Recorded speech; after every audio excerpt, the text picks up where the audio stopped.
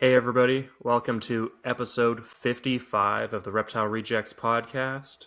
Tonight is just going to be a kind of like a one-on-one style, but with three of us. So we're going to give some updates and talk about some stuff that's happening in our collections and maybe some recent podcasts we've listened to and whatever we kind of think of. Keith was sick tonight, so we're probably going to postpone him for a couple weeks. We're supposed to have Elizabeth on next weekend talking about Euromastics, but I'm going to double check and see if she's still good to go. If not, we can maybe try to get Keith or somebody lined up for the next couple weeks. But yeah, no, we should be good. And then I think we're going to try to get some Green Tree guys on too at some point. And and then we have Dr. J lined up for the first show in July to mark the kind of like the 1 year ish, even though it'll probably technically be 53 podcasts by then or something, but is what it is. It'll be cool to have him on. And yeah, how are you guys doing? Doing okay? Happy to hear, Shan. I'm doing good too, man. Lots of updates, lots of things to say, but I guess we have the entire show to talk about ourselves, so it's going to be a bit of a selfish show for us this week because we got no guest. Which is kind of funny, eh? It's crazy to think, Mike, in almost a year, we've never done a show just you and I. Yeah. Think about other it. than the first one, and then we've done like what, two or like this is like the third one with the three of us kind of thing is like a. Oh, that's true. That's true. I think we have done. Well, But one of them was about Shan, right? You and I did one. Yeah. Oh yeah, and then Okay. so like it's been a few kind of ones like this, I but guess yeah, so. still no one-on-one. All good. Very true. And we had told ourselves one day we're going to do one just on Mike and just on me to tell our own story. And I guess we still haven't done it. At some point, maybe by year 3, we'll do it. Yeah. Yeah, we need to gain some popularity before we start talking about ourselves, but we'll see. I think the Right. biggest problem right now is people are looking at the pictures. If you're watching it on YouTube, probably most of the people are really confused. If you guys are wondering, the person on the left, Michael, is still Michael. It's just that he lost about 5 pounds of hair. Yeah. So it doesn't look like the same thing as last week. Because last week it was a full-blown, like, 6-inch afro. Look at how handsome he looks, man. Jeez. Oh yeah. Yeah. So we brought on Shan purely because he's a good buddy of ours and we like chatting it up. And if we have no guests, then we can just talk all three and just shoot the shit. And I guess we're just going to see where the show goes, right, boys? Oh yeah. Yeah. You guys have anything? Kind of honored. Kind of honored you guys got me on here. It's once in a while, but you've already kind of got my side of the story, most of it. So I'm kind of, I love being on your show. So thank you. Oh Appreciate yeah, it, no guys. worries, man. We've already. Yeah, I was going to say, I told Shan he's basically on an open invitation. If there's good guests, he can come on whenever. Yeah. So he's kind of, he's indirectly the co-host whenever he wants. So. Yeah. And I brought you along for. I'm like a Lucas Lee. Yeah, Lucas Lee. I'm like a Rod Lucas Stone, Lee. they can just kind of plug in and out. Sure. Yeah, that's basically it, right? Absolutely. Mike, you want to do just our lovely commercial breaks, and then we'll start with speaking. Maybe do an update on each of us. Sounds good. Yeah. Reptile Rejects is proudly sponsored by Cornell's World. Cornell's World is one of North America's leaders in reptile caging and reptile supplies. You can place your order today on cornellsworld.com, where you can order custom PVC cages, standard PVC cages and racks, displays, spider robotics gear from herpstats to probes and all that fun stuff, handling gear, cleaning supplies, Arcadia, Exoterra, Zoomed supplies, and everything in between. If you have any ideas on making custom enclosures, just hit Greg up and he can shoot you a quote and probably make things happen for you. He's made some pretty cool cages, so yeah, go check out cornellsworld.com. Also, check out the Western Canadian Reptile Expo, where it hosts the biggest reptile expo in Western Canada, as well as a couple others. So coming up, we got the Medicine Hat show in June at the end of the month. And then we got the big August show in Calgary at the, where is it? Is it the Seven Chiefs? It's at a pretty big event center, but you can check it out at wcre.ca for all the upcoming events, as well as vendors and promotions going on, as well as you can pre-purchase your tickets and VIP hour passes. So go check out wcre.ca and purchase your tickets today. Alrighty, guys. Anything new with you, Dom? That was really well done, Mike. There is a lot new, actually. But first of all, I want to address one of the things in the comments. So we are doing it at 7 o'clock, and that's my fault. So I've noticed that every single show I look half dead on YouTube, like falling asleep, like if I'm not interested, which I am, but I am half dead some of the times. Like it's getting late for me. I've usually by the time we do it, I've had a long week. So by getting up really early. So I figured if we start 1 hour early, maybe I'll look slightly more interested, even though I am. I sometimes I look at myself on YouTube when I look, or we'll look at the stupid screenshot Mike takes to put into the little stories of it. I'm like, I look like eyes tiny and all that. So anyway, we're going to try to do 7. It's not always going to be 7. I think sometimes it's guest dependent. So if a guest asks for a specific time, we just... Yeah, which is why some end up on Saturday, because you got guys like Adam or MJ that really like to have their Sundays to absolutely nothing because they podcast kind of more professionally than we do. But yeah, no, we kind of try to. So the same thing with me. I'm coming off a full day's work, getting up at 3:30 in the morning, starting for 5. So I get how you feel, Dom, when you have to go to work in the morning. You feel like you're tired. Yeah, I get it. Yeah. I don't care much about going to work tired. Like, it doesn't matter if I'm half efficient at work or a quarter efficient. to me, it's more like on the podcast. I look half dead, man. Like, I actually feel awake right now. Just real quick housekeeping. Mike, are you able to turn your volume and my volume down a tiny smidge and Shan's up a little bit? Because he's not as loud as us. Yours sounds decent. I don't know how. I'm also talking directly into it, so maybe I'll leave mine just in case. I can always adjust it when we. Just realizing my mic's like 2 feet on my right. Yeah, maybe I'll put yours at 50% just to be safe, and then I'll. Just let me know. Shan's the only one I can hear you, Shan, just not as loud as Mike. So I'll start. I'll go with my updates. Well, babies have been hatching, which is kind of cool. Like I've said a couple of times, it's been a really, honestly, crappy season. And crappy season, I'm comparing it to like the last year, right? And the last year has been my best year. And the year before that was my best year then. And the year before that was my best year, right? So basically, I've been doing better and better to the point where I almost did too good last year that I told myself I would never go over 100 babies now. But I've had a pretty crappy year.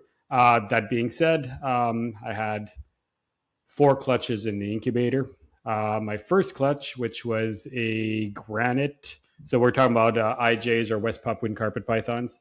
I had a granite het exanthic, possible exanthic female bred to a granite het exanthic male. So the first part is the female didn't prove out, which just sucks. So now I didn't get any marbles. But on the upside of that, I got some really funky looking babies. I got 2 of them that came out like insanely light, which I'm guessing they definitely have the het.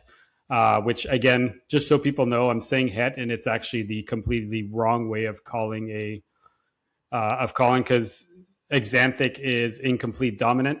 So it should actually be an exanthic and a double visual exanthic, or a super exanthic if we call it that. But everybody has always called exanthics an exanthic is a double allele animal, so a double visual, and a het is a single visual, which again, anyway, it's one of my pet peeves in the hobby, right? We adopt certain terminology, and even if it's wrong, we kind of just run with it. So they are single allele exanthics and or het exanthics, which is the wrong term. They're really nice, and the weird thing is their sides are completely white, like they're patternless, which is really bizarre. I honestly don't know what to make of it. Mike, I had sent you pictures, right? Are you able to pull them up, or do you know how to do that? I can email them to myself, and I can pull them up in a minute here. See if you can do it while I chat.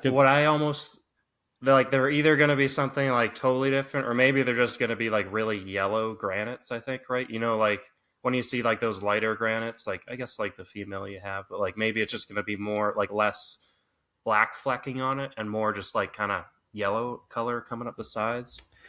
That's But when you kind think of of what I'm Xanthic, gonna guess it's gonna look like. But they do like have that different tint to them, so you never know. So I'd say raise them up and see what happens, kind of thing. so I'll definitely raise them up. I think so. Xanthic removes the yellow pigmentation, right? So my guess is they will not be yellow. I'm thinking they're probably going to just be paler in color, but I honestly just think it's going to be a pale looking granite, which is still cool. I just wonder if pattern will come on the sides because it's really bizarre. It's a cool clutch. The other thing that I've had this year, and guys, if do you guys want me to just talk about like one thing and then shift to somebody else, or you want me to just keep chatting for a while? Keep going. Okay. So the other thing I had is that two clutches hatched out basically at the same time, and I've had a really garbage luck with mold this year, and honestly it's throwing me a loop because I have no idea why. Like I incubate the same way I incubate every year, and I tend to get about like 90 plus to 95% hatch rate in all my bins. And this year the clutch of granites, I only hatched out 7 of, I'd have to go look at the numbers. In my head I have 13, 14 or something like that. I lost about 50% of the clutch to mold, which sucks. And like people are like, well, maybe there's something wrong with your incubator.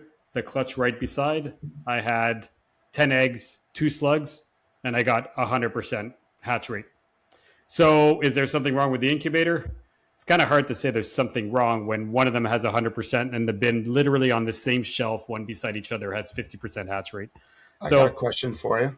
yeah, go for it. Your what you lay your eggs on the diffuser. How are you washing that? Because I know every year it kind of gets a little dirt or a little mold, right?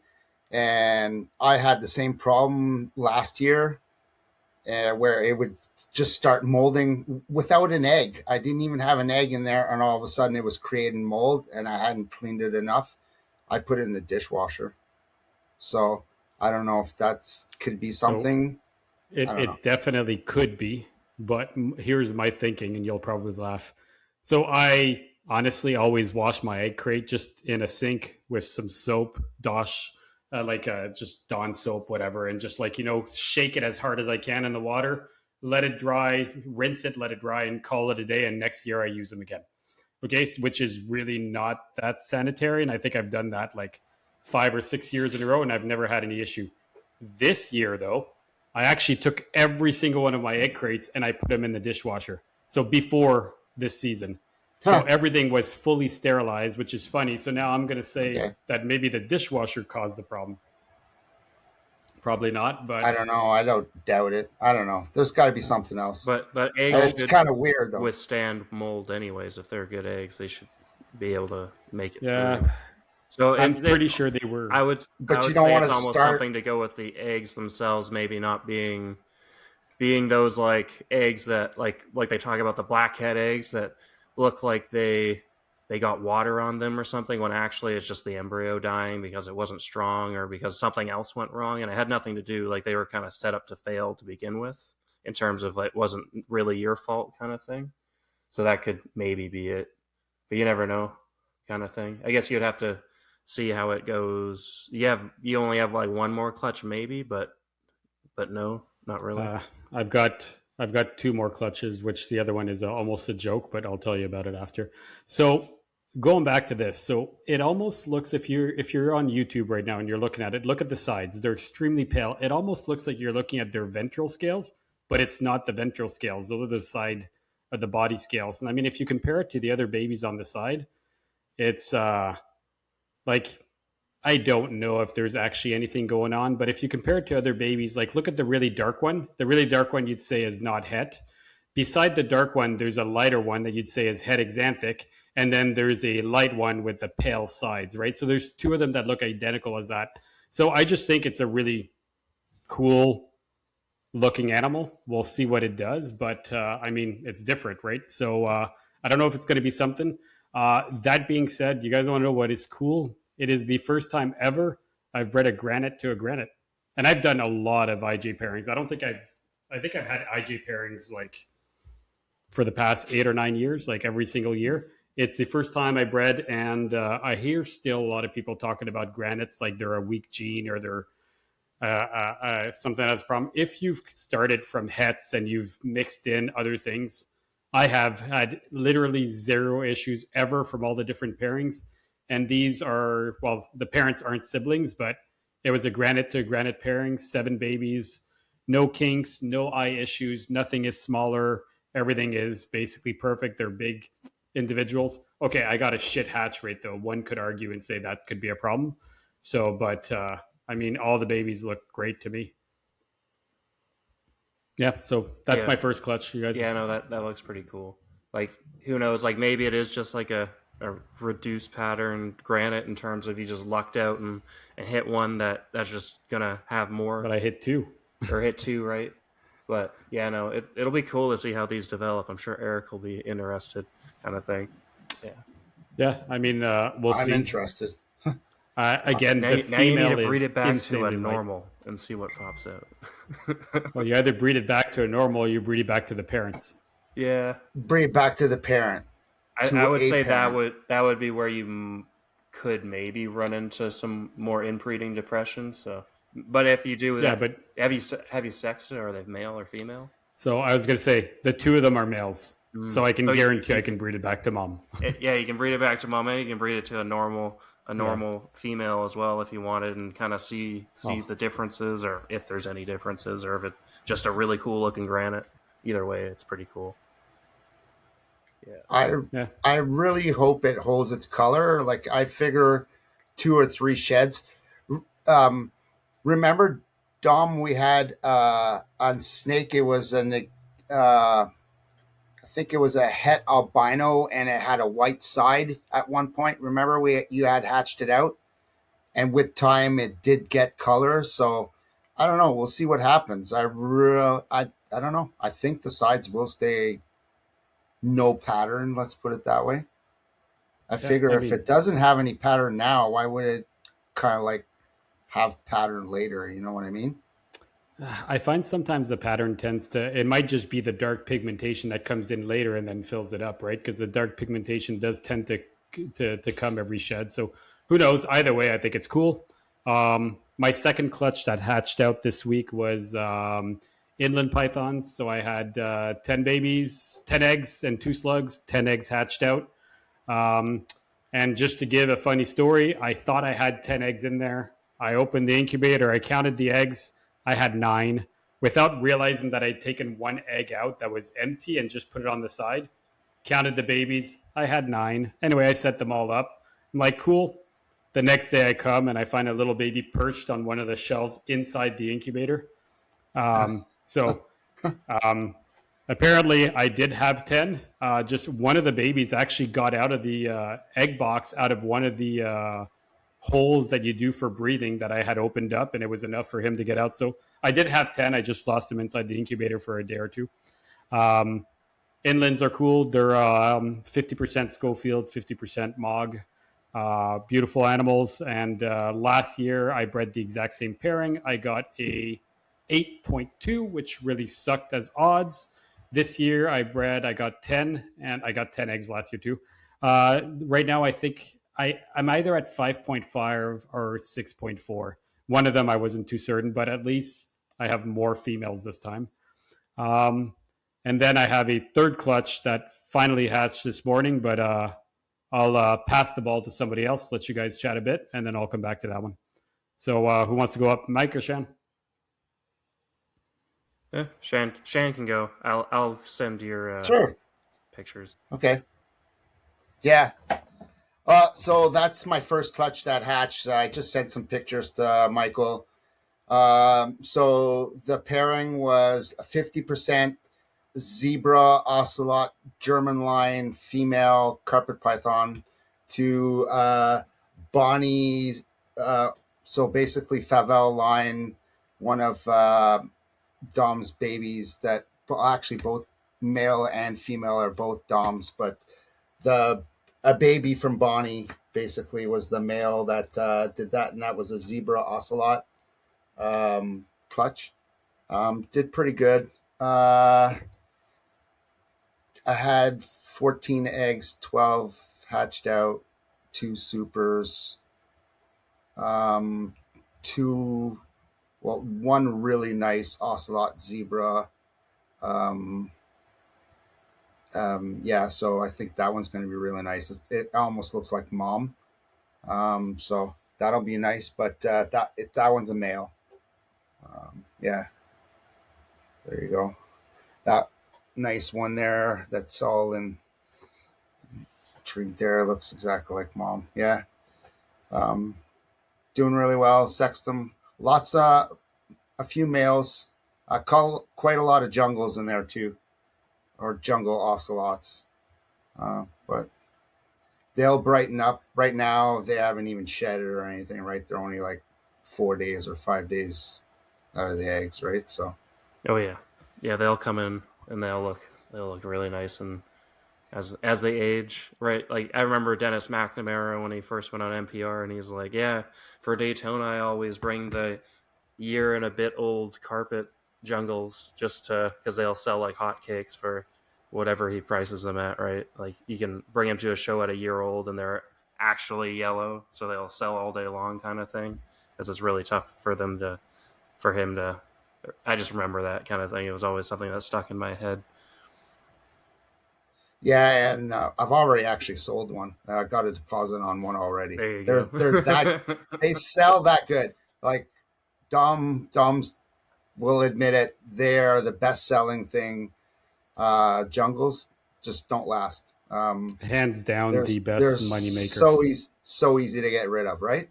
Yeah, I don't. I we've never had enough every year. Let's put it that right. way. But some other carpets don't sell, and the other big moneymaker that Shan had all the time that he did for years were Brazilian rainbow boas. Those two were Huh. just like Did, pocket did change. did you just get a message from Wayne? Yeah, I With did. So right? Wayne, if you're There you listening, go. congrats, buddy. Congrats, buddy. So that's my He snakes that bred for him. So I've been kind of guiding him through that, right? So I'm pretty happy about that, right? So yeah, he's like, what is it, 4 slugs or 5 slugs and 14 babies. So there's Yeah, a that's not a good bad money clutch. maker for him, Area litter. right? So that all came in, and just so everybody knows, I didn't sell them to him. They came from Jen. Jen sold it to him, and he didn't even know what he was given. And I gave specific, like exactly what everything was to Jen. And yeah, anyway, I'm glad he's got them because he's a friend of ours, right? So it's kind of good that he's got them. I'm kind of happy about it. So yeah, Oh yeah, it's always good to see somebody else in the hobby be successful, right? So no, exactly. Of pretty course, happy about man. that. I Uh, wish everybody success, man. You can never have Absolutely. enough clutches, enough eggs out there, enough babies out there. Um, so Shan, congrats on the ocelot. Is your next clutch the one I think you're going to talk about? Or you Well, got something before that?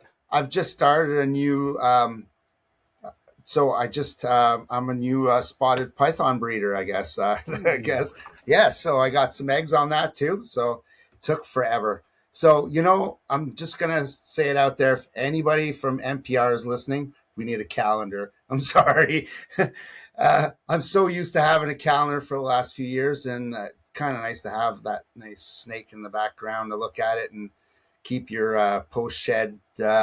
Mark them down on your calendar and everything. And so since that time, I've had a hard time keeping track. I mean, it's a poor excuse, but anyway, it's good enough to get It's another not those. Shan calendar, and I have talked about that. Like right? when you put down like your shed, your prelay, your due Right? date is this and all that. You can now. I honestly, I never know when to expect eggs this year because I had no calendar on the wall. I have no calendar on the wall. I didn't put a circle like expecting this day. That. So now every single day I've had to literally go in every cage, look, no eggs, no eggs, which female could still be Yeah. laying. I got to go check. Man, not having that calendar has screwed me over this year. I don't think it really made a huge difference, but it's increased so much of my workload. And if you're a Canadian, their goddamn NPR calendar costs like 46, 47 bucks Canadian, which is ridiculous for a calendar because I could go to the dollar store and buy one for $1, right? But I still want it. So Owen, I love you, buddy, but Eric, let's be honest, it's Eric doing it, right? Eric, get your ass up and make the goddamn calendar this year so I can give you a lot of money because I want it. Sorry, Shan, go ahead. Absolutely, I'm on board. Get bugging them on that. No, for sure. So yeah, had 12 eggs, no slugs on that one. So really good. She did really well. And again, animals I got from Dom. So 2023 animals. Super happy about that. It's a new species under my belt. It's not a big deal. I mean, but it's kind of nice to just do that and just put it out there. Don't Why bring it not? down. I think it's pretty cool. Like, look at how many spotted Yeah, pythons clutches yeah, are born every year in Canada. There might be just not even a handful.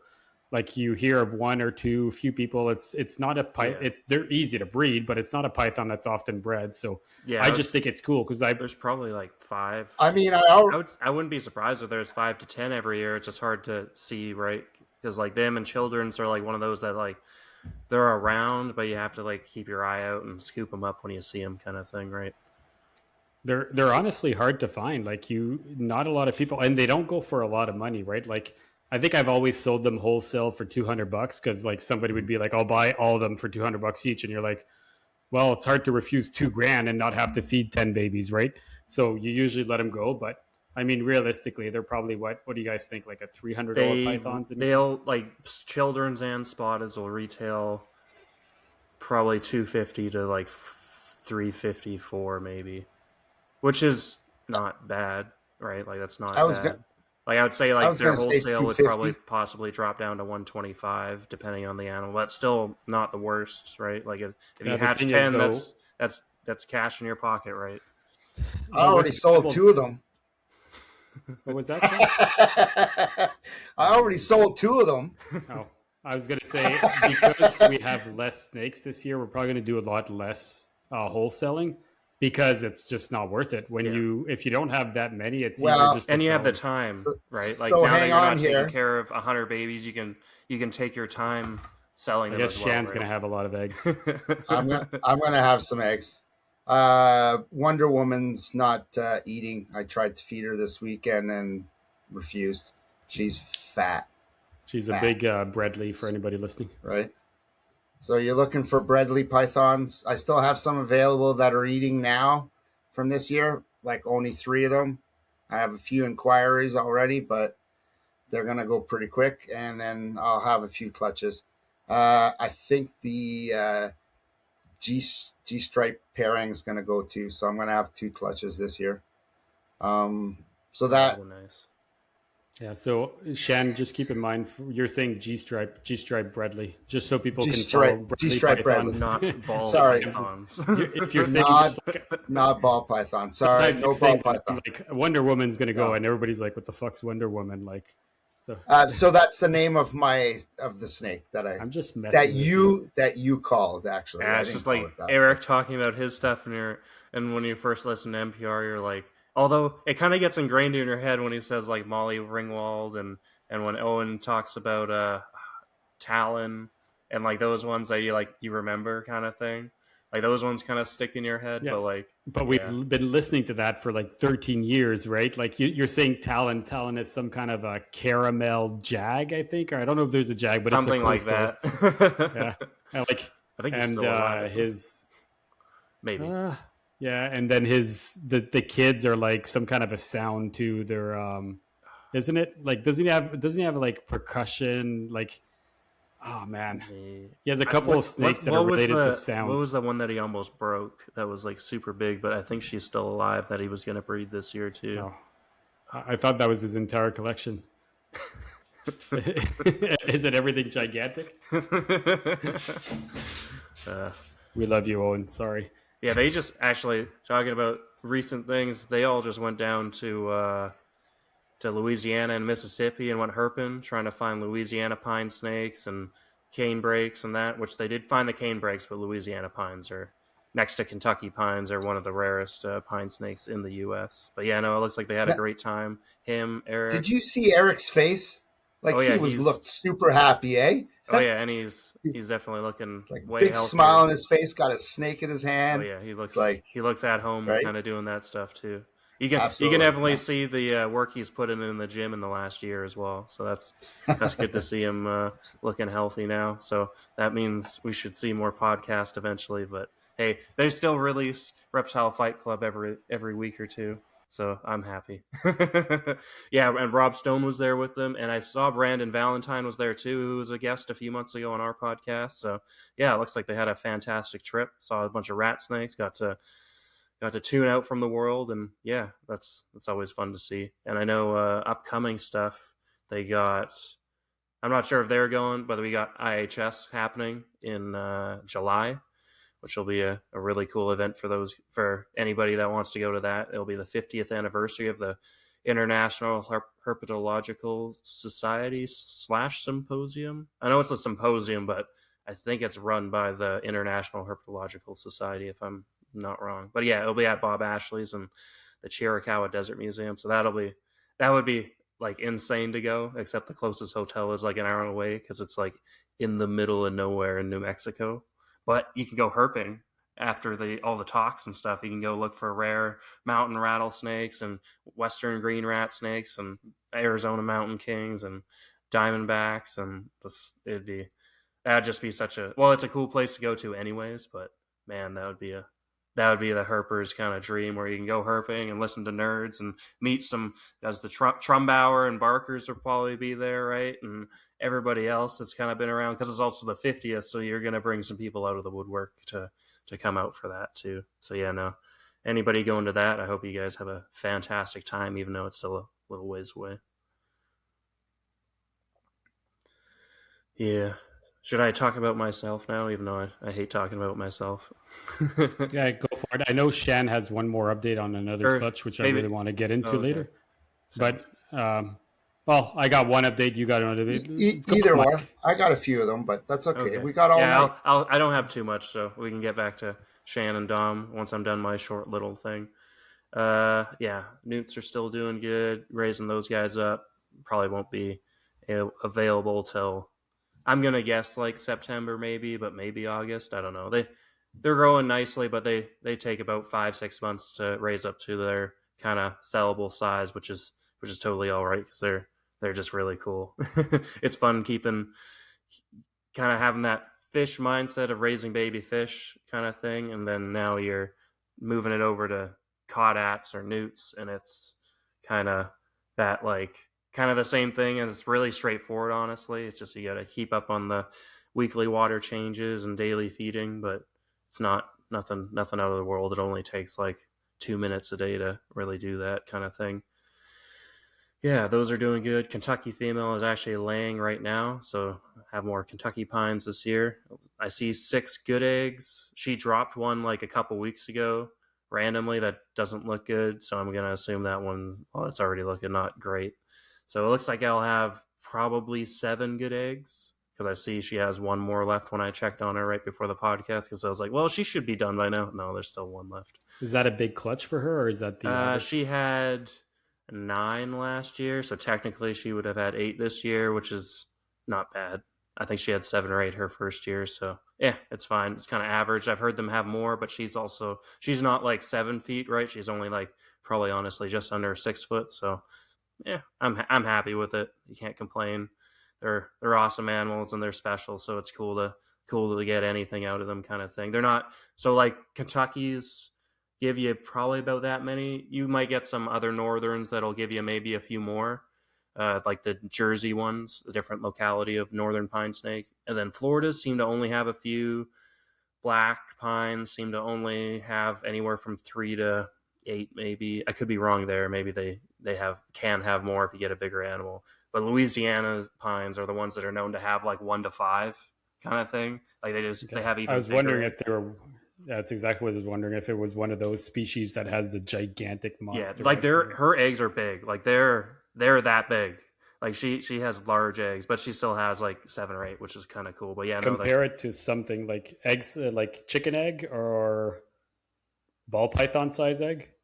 Chicken, like probably ball python. I don't know. It's hard to say, right? Like kind of maybe not that big, but like. Yeah, but I mean, you're showing a circle. Look, I can make the circle bigger or smaller. I right? know, right? Like it's hard to describe. Like they're definitely large coming out of her, kind of thing. But yeah, like I don't know, ball python, like probably longer than a chicken egg, but still like pretty big. Like they hatch out and they're Like I can feed them hopper mice probably straight out of the egg. Like not like Angolan python size or retic Uh, size here, right? Probably I haven't seen an Angolan egg, but honestly, probably about the same size as an Angolan if we're thinking along the same lines there. Yeah, I'd, Maybe I'd a argue touch and say smaller. Angolans.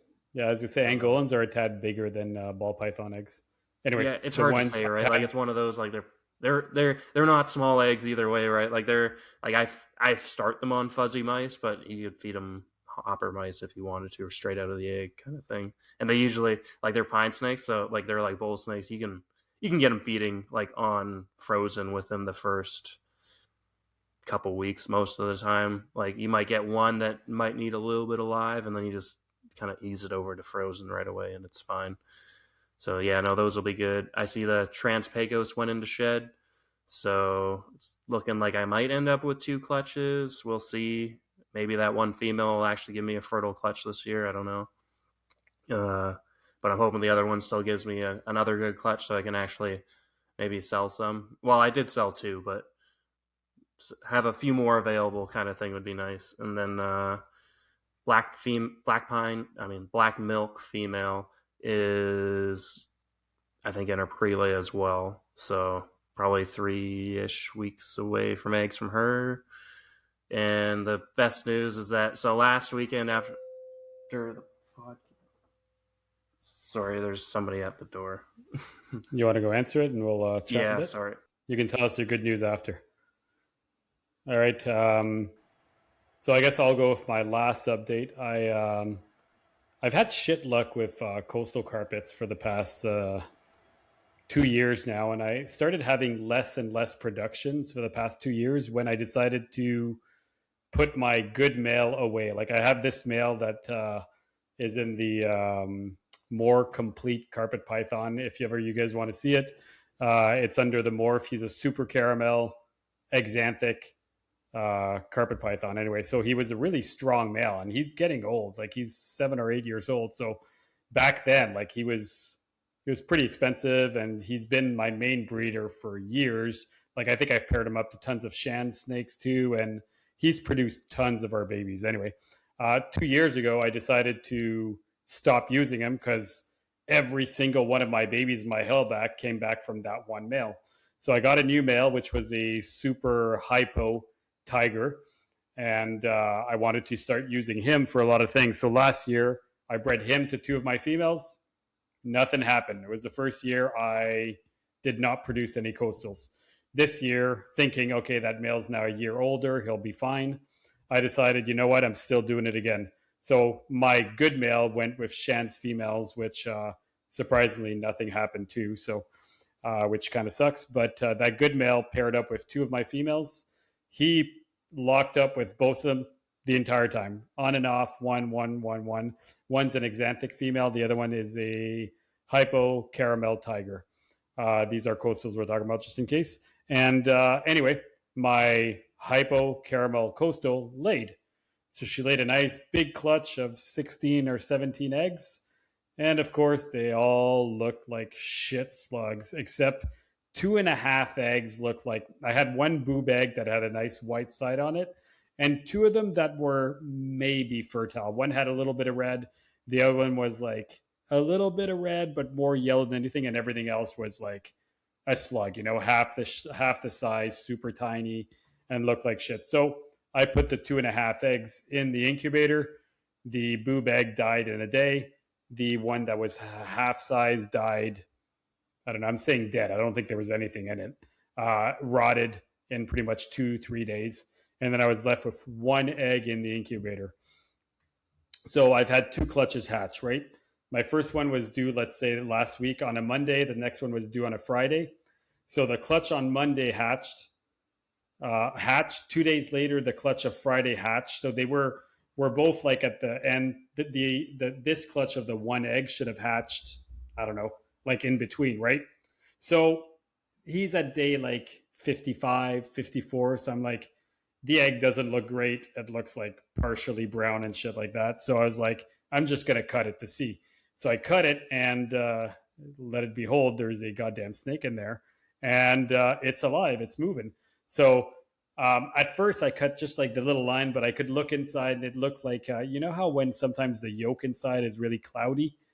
When it turns into that white cloudiness instead of being transparent, you're like, oh, that snake's dead, right? Because as soon as it gets that cloudy, so I kind of butchered the egg like a retic breeder. Like I literally cut a big circle around it, thinking that it was dead because again the mucus, not the mucus, what is that thing? The yolk, the clear yolk was not clear. It was gray pasty a little bit. So I was like, oh, it's dead. I'm just going to pull it out and see what's in there. And then it moved. So I'm like, oh shit. So I put the flap back down and I left it in there. So I opened that egg on Tuesday. We are now Sunday. And every day I keep looking into it and I'm like, is it dead? No, it's alive. Is it dead? No. And finally, after day 3, just the head would stick out of the egg. I'm like, oh, I might actually have one baby survive for my coastal clutch. And day 6, like a quarter of its body came out and not, but there's this like white chunk of egg in there that, you know how sometimes there's like these buildup of stuff that builds up inside an egg? I don't even know what they are, but anyway, this like literally right before this podcast, I came out. I went to go check up on the egg, and let it behold, this little guy actually is alive, and I will try to share it. And so I produced a clutch of one baby, which I guess it counts. So I did produce coastals this year. I don't know if that's really an accomplishment, but you know, it's something. Here, I'm just pressing share. So here is, let me know when you guys see it. So here is the little baby coastal. Do you guys see under the coastal that big mass of pink there? Can you guys see the picture or not yet? Yeah, yeah. That just looks like yolk, I'm guessing. Yeah, I don't know what it is, but anyway, so that little guy made it. He's out today, so I'm very happy to say I've got one whole baby. And that's, if I just switch the picture.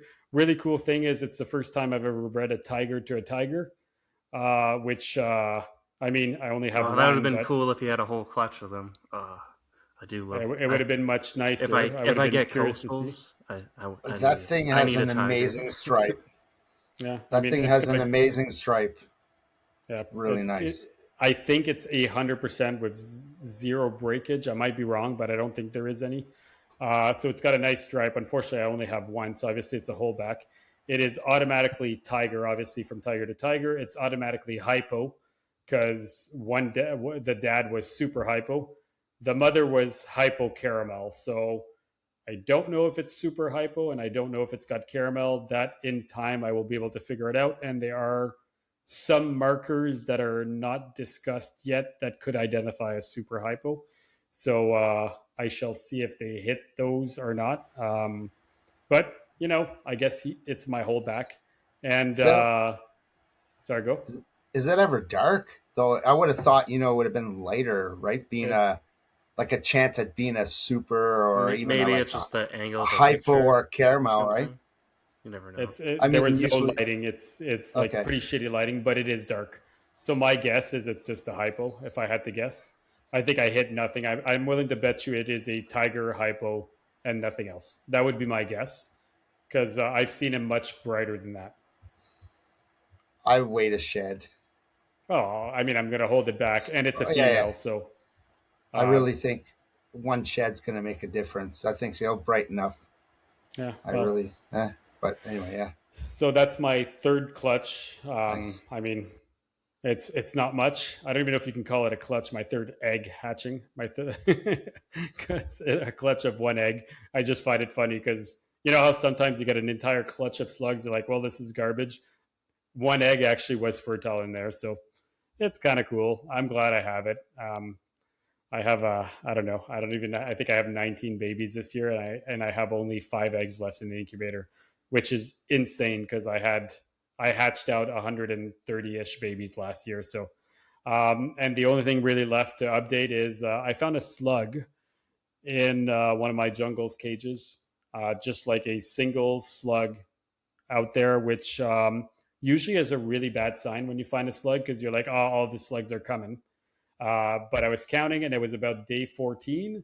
So you're like, if they all drop right now, it's too early. if a python lays like around day 14, especially carpets, it's too early. It's going to be a garbage clutch. But that was 6 or 7 days ago, and we're now around day 20, and no more slugs came out. So I know there's something in her. So I might be lucky enough to get one more clutch. Fingers crossed, although she's not inverting. She's not really laying the right way, but she's round and there's something in her. So fingers crossed I get a little bit more good luck. Well, some good luck because I've had a lot of shit luck. Yeah, and talking about shit luck, I think I'm going to pass it to Shan, and Shan can talk to us about what's going on in his world, in the beautiful world of ivories. All right. Well, I guess I might as well get it over with now before I still have two other clutches to talk about. So I did have Bonnie did lay some eggs. Another 2.5 weeks for Bonnie eggs. I think there's 16 in the incubator. One's rotting out, and the other And what ones are is Bonnie? fine. So Bonnie is yes, zebra ocelot a Favela line. So um, uh, I'll see if I can find a picture once And that everybody's zebra is ocelot talking. is a retic, right? Carpet python. That's what we're talking about tonight. I don't own any of that. I think I'm they all just know their messing with you, bro. carpets. Well, I guess I Right? shouldn't say that. I know. Is there even such thing as a zebra? So there Retic? is Retic? ocelot in retics. Oh, That's the only yeah, Is yeah. reason that I There's. said really? retic. I actually I Is there remember really? seeing I that didn't know. when thou who should not be named was breeding the first few, and I think because I think it was one of Yeah. those animals that he probably paid 50 grand for, right, when the first ocelot retics were being made, and then I think Kevin bought that first production as well. So yeah, they're kind of they're retics though, Okay. right? Like they're not great. that whole retic industry is not a good industry at all. But yeah. So tell you the truth, the Giants. I did the Giants when I was younger. I just I don't want to do that. It takes a lot of room. They were really cool at the time, and yeah, they're just not for me. They're beautiful animals. I'll look at them. If somebody has one, I'll handle it with care because it's a retic. But yeah, no, not interested in that. Um, And how many eggs did Bonnie lay? Around 16, I think, if I Oh, good remember. for you, man. So one's She's rotted gorgeous. out. One's rotted out, and I'm 2.5 weeks away. And the eggs look better this time than the eggs from the female I just had. Like the females I just had, they sunk a lot, and I was like, oh, these babies are going to be either really weak and stuff. But now that they're out, they're really good. They all came out. They all pipped by themselves. So pretty happy with that. The last clutch that I have on the ground is the gray bands. I had 16 eggs, no slugs, so pretty happy with that. The one thing I have with that girl, though, so as everybody knows, you can double clutch. So not that I'm trying to do it on purpose, but I mean, at the end of the day, I did it last year, and it's really no effort if anybody knows how to double clutch. It's like give it two meals. I don't even have to put a male in there, and here you go. I got a gravid snake again. The issue I've been having is she regurgitated on me, so I don't know what's going on there. Maybe on the weekend I'll try to feed her and see what happens. Maybe she got, I don't know. I just not a good feeling when you come into your room though, because you can smell it. Ooh, it's pretty nasty. Um, so on the ivory side, oh man, it's a like a kick in the whatever. It's pretty hard. So what was it? Friday morning, I get up, I do some cleaning. I got a few feedings to do. So that day was after I did some adult cleaning. I was gonna clean. I was gonna feed some of the males because I don't usually feed the males a whole lot. So I decided to feed the ivory male. Basically frozen thawed rat to him, and I heard him kind of like latch on to it. I just walked away, did my thing. I had a doctor's appointment for my mom. I come back 2 hours later, start checking on the snakes. I look in the tank and the rats, I can see a part of the rat sticking in underneath the hide. And right beside it, I see the snake, and the snake kind of looks weird, and the snake's dead. My male ivory is dead. And I'm like, yeah, I don't know. Yeah, it's pretty hard. So just to put in perspective, everybody. So in Canada, there's none in Canada, zero in Canada. I am the only ones that have them, and I'm not trying to brag about that. By all means, if anybody ever had some, I would be buying some from you. As far as I know, there's probably none in Europe, and the only place you can get them is in the United States. And a few guys have them in the United States. Obviously, Nick Munn has them. Brandon Wheeler, I've seen he's got some. Recently saw a post from William today. He's got 50% ivories that clutch coming. So congrats, William. But yeah, like they don't exist here, and you can't import from the U.S. So I'm kind of SOL. Saving grace is I do have enough to keep the project going, but it kind of puts you back, right? So last year I had 8 eggs. My bad, had a fuck up, and I lost 5 out of the 8 eggs, and I had 3 eggs left over. I had one female jungle ivory, and then I had 2 zebra of the ivory clutch, and they're the 2 males. So 2 males, 1 female, and now I still have the original female, and that one's zebra. And actually, she's looking kind of weird, so I'm keeping an eye out. Like it's kind of like blue flag right now. I'm kind of keeping an eye out. She's acting really weird, so he might have did the job. Fingers crossed. Oh man, I would be so happy. That would be that would save the day. I thought yeah. when you were saying she's Absolutely. acting weird, as in like you were keeping an eye on whether you were going to lose her or not, I was like, oh man, that's just terrible. No. But she's acting weird in a good way. Yes. Sorry. Yes. So yeah, she's looking plump, and I haven't fed her in a little bit. I haven't tried to feed her, but I'll try that sometime this week and see what happens. Yeah. So I don't know. Like I had I texted Dom on that one, and I'm like, what could have happened? I mean, this snake was in perfect health. Everything was great with the snake. Literally, like 2 weeks before that, 2.5 weeks before that, I saw it locked up to my female. Everything was good. Um, like no RI, like nothing. No nothing. Everything good. No You know, lumps. No one. nothing. Like So you were nothing. talking about a bit of the ideas, but the one thing I'm thinking here is your male fall. It's a male that died. He falls at the exact age where cancer kills all the males, right? That age where he's like between the 2 and the 4 year old, where they're just new sexually mature males. You remember how Nick Munton has talked often about Yeah. that? One thing you should have done is I'm going to assume Is it's it in the still in your freezer right now, freezer? right? Yeah. You Yeah, could so it's too try late to do now. a biopsy on it if you wanted, even just to see for Yeah, yourself if there's like a big mass in there or something. You never know. He I'm didn't have a mass at all. no. Hmm. Like nothing. No lump.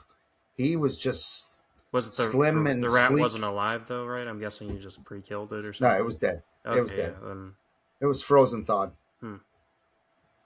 But weird. like it's one of the things, right? Like just like I moved here and I found my super zebra that I'd been raising up dead after 3.5 years, right? So again, it's always that age range. Like think about it. When do you lose a male? You I always lose a male right between the ages of 2.5 and 4 years old. If they get I past get that it. stage, they live forever. So think I of all get it. any And you're animal you've right. ever lost. I get it. So But usually they have signs. They usually have a lump, and usually I'd be like, here we go. We got a lump, you know?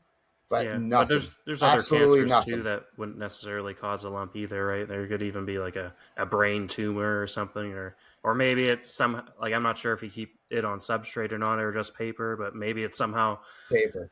bit and lodged something in there somehow. Who knows? But So, it's probably some I freak mean, I'll accident that wouldn't happen again, kind of thing. I'll send you the picture. It looks really odd. And you know what? This is like, I know this sounds really weird. And I already told Dom, like, the theory is stupid because snakes don't usually strangle themselves or whatever. But I feel like it missed the rat, and it caught itself, and then kind of things went bad from there. So from the picture, it doesn't look good. It's got two teeth into its own skin. So So that's I'll, where I I'll was like, I don't know. so I'm going to say Like, it I over the don't know. Like, I'll answer what I told you, my thought on that. So if you've ever tried to euthanize a snake, and this is going to get dark, and I apologize, but if ever you've tried to euthanize a snake, it is really hard to kill a snake. And I'm saying euthanize for whatever reason. Okay. If you need to euthanize a snake, killing a snake, okay, I hate using the word killing, euthanizing a snake by using oxygen deprivation is next to impossible. You could have an animal in a sealed container in a plastic bag, and their metabolic rate is so slow that it could take for like over an hour to kill it. And the reason I can tell you that is that when I had, like, we've all had deformed babies, and one of the things we should discuss is when you breed, you will be calling animals, right? If your snake comes out with no jaw, you're not going to keep that thing alive. If your snake comes out all kinked, you're going to put that animal down. So before, one of the ways I would do it is I would build gas chambers, the same one that would euthanize a rat, like within, what do you think? How long does it take to euthanize a rat? Like 6 seconds. They gasp their mouth two or three times and then they're done. Right? It is done. I have tried to euthanize a snake with CO2, or never, ever, ever again will I do it. So in a gas chamber that you put CO2, even after 40 minutes, that animal is still going to have signs of life, and you can pull them out and it will be alive. So my reasoning behind saying that, and of course I found that out the really rough way, right? When you're trying to euthanize an animal, that's really not doing well. And that was an adult. I think that was like a male with a huge tumor that I wanted to euthanize. Anyway, my point is, if a snake tried to strangulate itself, I mean, wouldn't it eventually get too weak to Well, strangulate, the and thing it would is, stop, and when then it would have? snakes, the way constrictors work is not by like getting rid of their airflow. It's by actually like literally almost like exploding their whole what system is it? Like it has nothing to do with the respiratory system. It has everything to do with the. It's not the. Is it the lymphatic? No, it's like, but it's like Lymphatic system would make no sense. they do it over like they're like stopping your blood flow. They're not stopping their breathing kind of thing. They're going off Okay. like that's how it So are works. you trying to imply like they're constricting more like the heart and everything to reduce the beat? Yeah, kind of thing. It's more on that whole pressure kind of going on. I when I was at the doing what is it? When I was at the zoo, they talked about that, and somebody else also. I think I've probably heard it on podcast at some point too. But yeah, no, it's like a little more than just the whole breathing thing that we're all taught when we first get into snakes. But yeah, no. So maybe it's that, and maybe it like I don't know. Some like you said, it had teeth in it. So maybe like, and I just saw the picture. So maybe it's nicked an artery somehow in itself, or maybe it just broke its own spine somehow, kind of thing, or something like that. Is there any documented events of a snake killing himself with constriction? I'd be curious I because would, I've never heard of it. that sounds like a Nick question. so what about a milk snake when it eats itself? It almost kills itself that way, right? Yeah, like that's I what they know would it's do too. different. That's I know how it's different, that's how but constricting snakes kill each other, right? Is like they're going so tight that right. they. So I'm thinking the same way. I kind of agree with Dom. Okay, Like no, I've tried the same thing Dom just said about trying to kill it with CO2. It doesn't work. Don't try that, anybody. Please don't. But I mean, at this point, we had, like, the snake was sick, so we had to do what we had to do, right? it's not a pretty sight. And I do agree, it takes forever. So yes, it takes a lot to do it.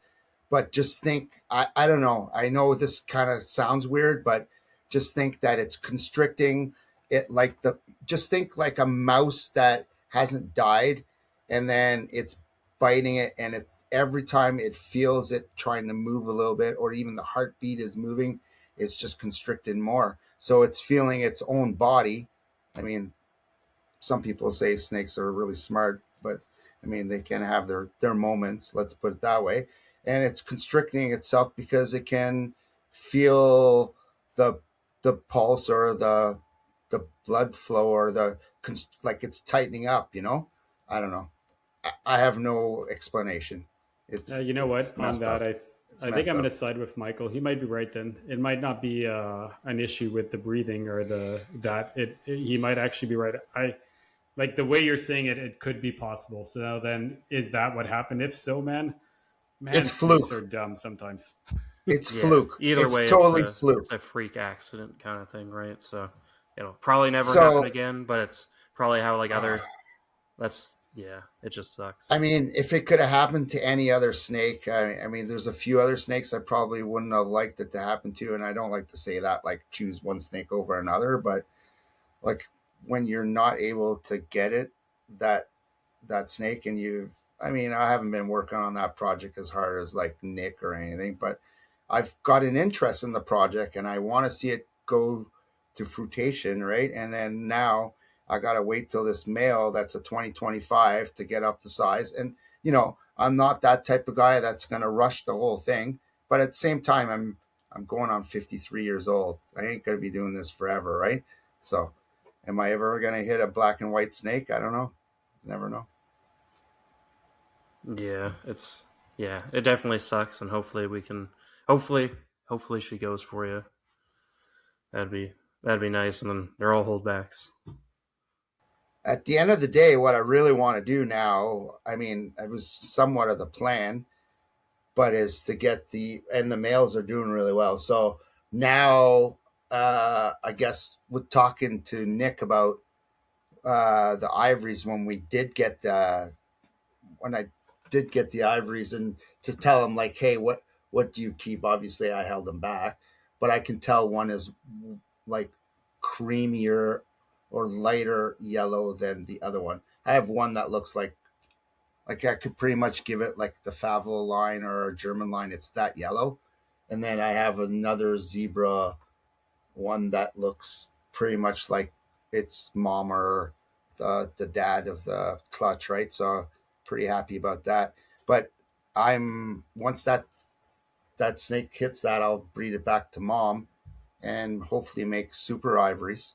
I mean, So the they won't be pure. They'll be pure, but they won't be 100%. But I was going to say the thing you forgot to say is the ivories that he got were 75%, right? So yes, 75%. because Sorry.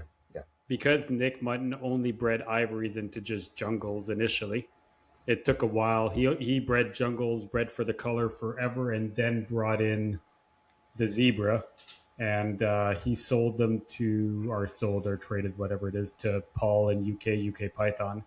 UK Python mixed them in with zebra. Added, I think it is UK that added the zebra, right? Or does it come from? No, Nick said he added it in at one point. Okay, so then it was Nick, but then then it was bred back to ivories and brought back to 75%. So there's 75% white, which really means that 25% of that snake comes from a yellow jungle. So you've got let's be honest, like you've got these whitish, what is it, like a slight cream colored animals, right? There, So the idea now is that you can definitely you'll never be able to officially get back to 100% because the line is created by Nick, but there's nothing that stops the 75% with 2 3 generations to go back to white and black. There'll be line bred 75% that look like 100, because unless you were able to get 100%, then you'd be back to 87.5, then you'd be at 90 whatever yeah. 5%, and then keep going up. But with 2 or 3 generations, you can get it back to white and go to white and black, but you need to have enough stock to keep going. And so to understand, the 75% does mean the percentage of color, right? And not the outbred, Nope. right? No, It it's not the means color. it's So got to do with outbreeding. no, so Just like the Schofield, is it just like no. our inlands? So No, forget about color. Just tell yourself Nick has been line breeding black and white jungles for multiple generations. I think he said like 8 to 10 generations, however many. sure. So eventually he gets there, right? So Okay, he's got black and white jungles. So sure. as soon as you breed it out to an unrelated, everything has 50% blood of an ivory and 50% blood of, call it, jungle from whatever line, right? So then all your babies are 50% ivories, 50% other bloodline of jungles. And now he added the zebra. Now he wanted to get more blood that is ivory, right? So by breeding the 50% ivory that are now zebra back to 100% ivory, so that means that now all the babies are going to be bringing in 25% from their initial 50% because they're getting the other half, and they're going to be bringing 50% from the new mother or the new father that is 100%, right? So you're getting 50% blood from the 100%, you're getting 25% blood from the initial pairing, the new babies, and you're getting a leftover of 25% blood of that other line of jungle. So those babies now have 75% original blood that is ivory. So the color could be yellow for all you know, and you could have babies that are white, right? It all depends on what genetic and which one are more being influenced. But the more of the ivory blood you bring back into it, the more that all the alleles that were lining up and all those that were lining up to create that phenotype that is like more of a polygenic trait will line up and will create that. So right now, it doesn't matter how often you breed your 75% together, they're always going to be 75% ivories because they have Yeah, 25% blood from an and unrelated jungle. theoretically, they're gonna some will be 25%, some may even look 100%. Well, like it's gonna be just a range because it's a more of a polygenic or Yeah, polymorphic kind of 100%. thing. So it's more of a fluid kind of genetic system, right? So it's just Yeah. holding back the best looking It ones and breeding them back exactly. to each other and keeping it going like that. That's kind of all So it is.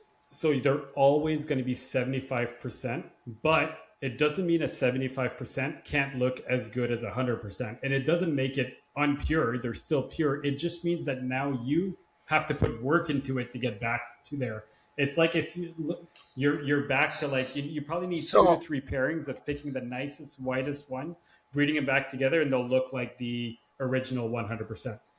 so when can I go up levels and percentage? Never. Never. Even even by Unless even by breeding back to mom and everything, you're Yeah, just never. introduced. theoretically, it still has 25% in there, right? So Okay. it's kind of it's one of those like weird things that doesn't really work because theoretically they're all on a sliding scale, anyways. So Take it to humans. Let's say you breed a black person with a white person. All the babies are 50% mulatto. I don't know. Is that racist? Okay, I'll go Chinese. My kids are Chinese. Okay, my kids are 25% Chinese. Okay, so I don't know what's wrong with that, but it I'm doesn't matter just if saying. I'm not if saying a anything. 25% or a 50% of whichever race is being bred back to always another 25%, even if you were to pick the whitest babies or pick the most Chinese babies, you could slowly move into having more Chinese looking babies or more white looking babies, but they're still always going to be 25% unless you add more original blood. Do you get what I mean?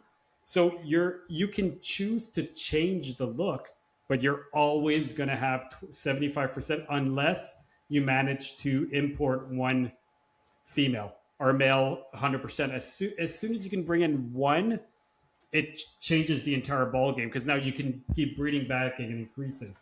make some 80 something percent ones then that are even Yeah, higher percentage kind of 88, thing. and then Yeah. So I need to go down and buy one, and then meet you on the Saint Laurent and Well, use your you boat just and bring it over. we can do that. We can make that happen.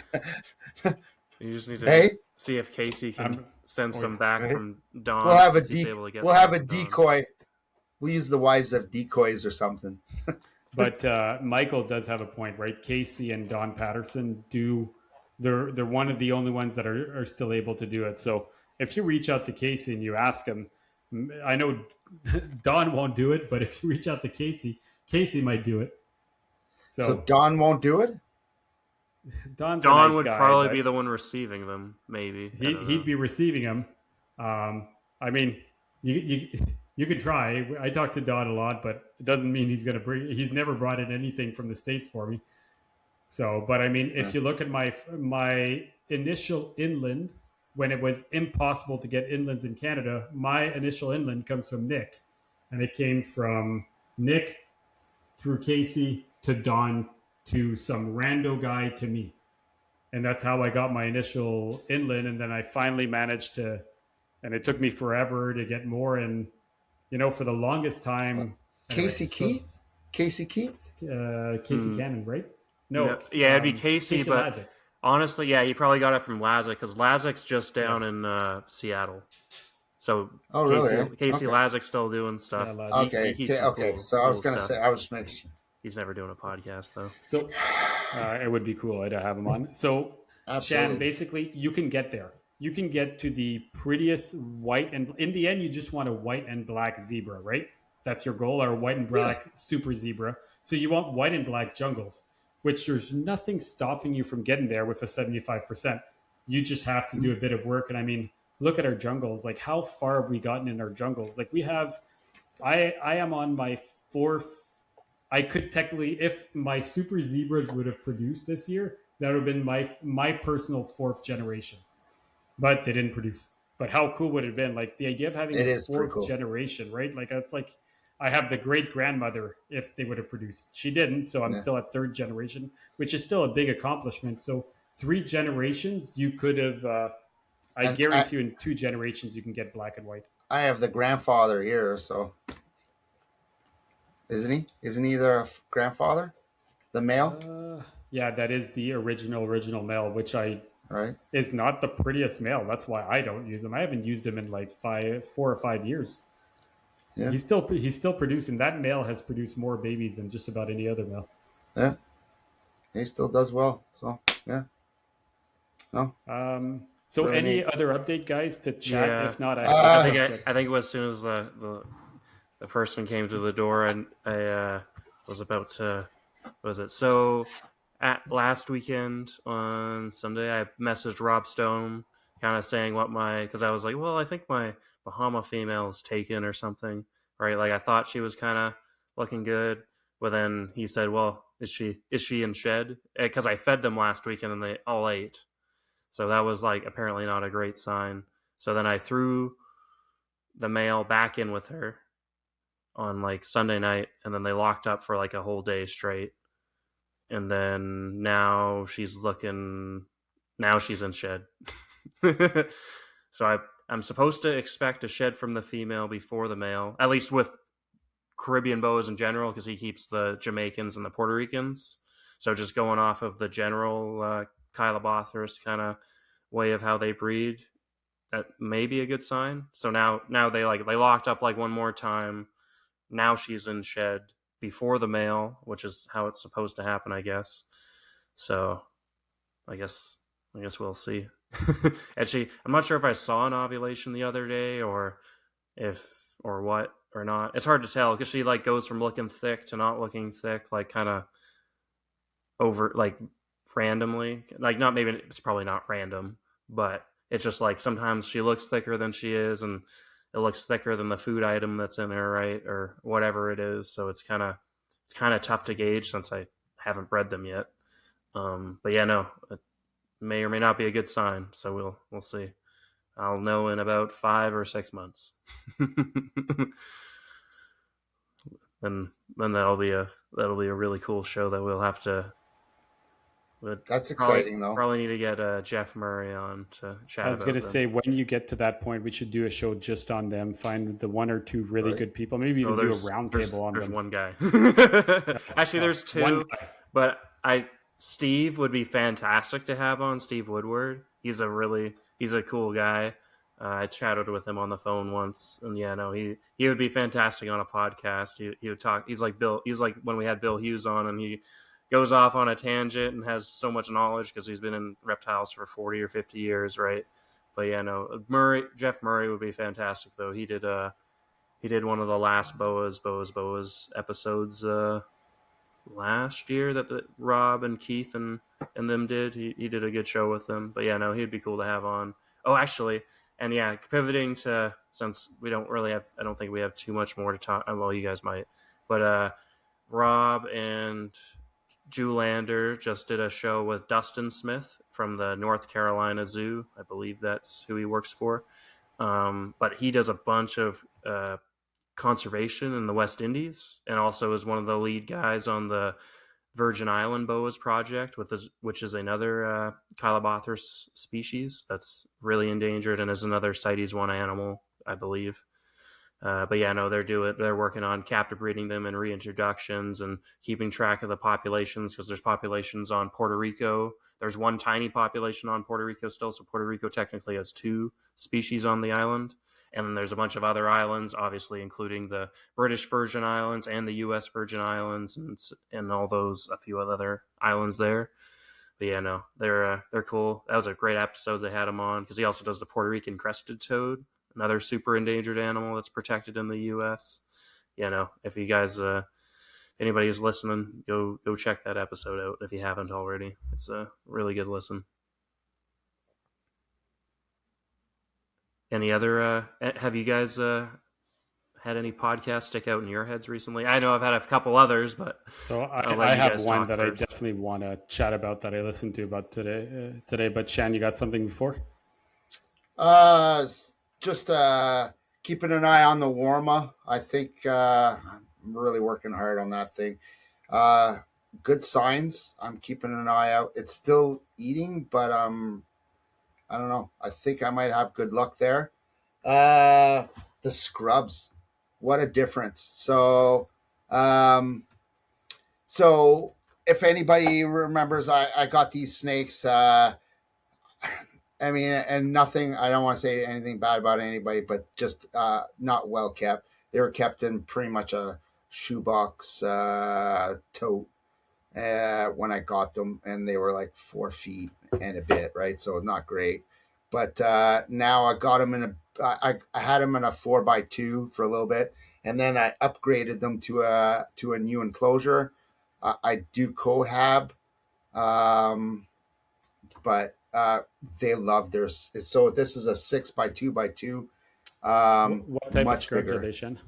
So patternless Meraki. Does that make sense? Meraki or Maruki, so they're South Southerns, I'm guessing. Maruki. Yeah, Southerns. I Yes, think they're patternless xanthics, right? yes. Patternless Xanthic. Yes, that's what they are. They really look like kind of greenish, but anyway, Stephen Cush says they are what they are. But so really like this new enclosure. I've seen a lot of great behaviors. So I put a lot of hanging branches, which I think was very key on that, and right underneath a radiant heat panel. I know some people might say that's not a good thing and Yeah, whatever. it I mean, works. like That's what I do with the Bahamas. Ryan Young probably wouldn't like that, but I've listened to a few podcasts lately with that. But so trying it out, it's only a 40 watt. I put it on Oh on yeah. a low, um, but I also added a tote that, like just like the totes you see all the time with people, the breeding tote with a special pipe, uh, like that you find for plumbers, Yeah. to basically connect our cages. I use them for that. So I decided to put that on the top so I can actually close them in there if I needed to clean the enclosure or separate one of the two.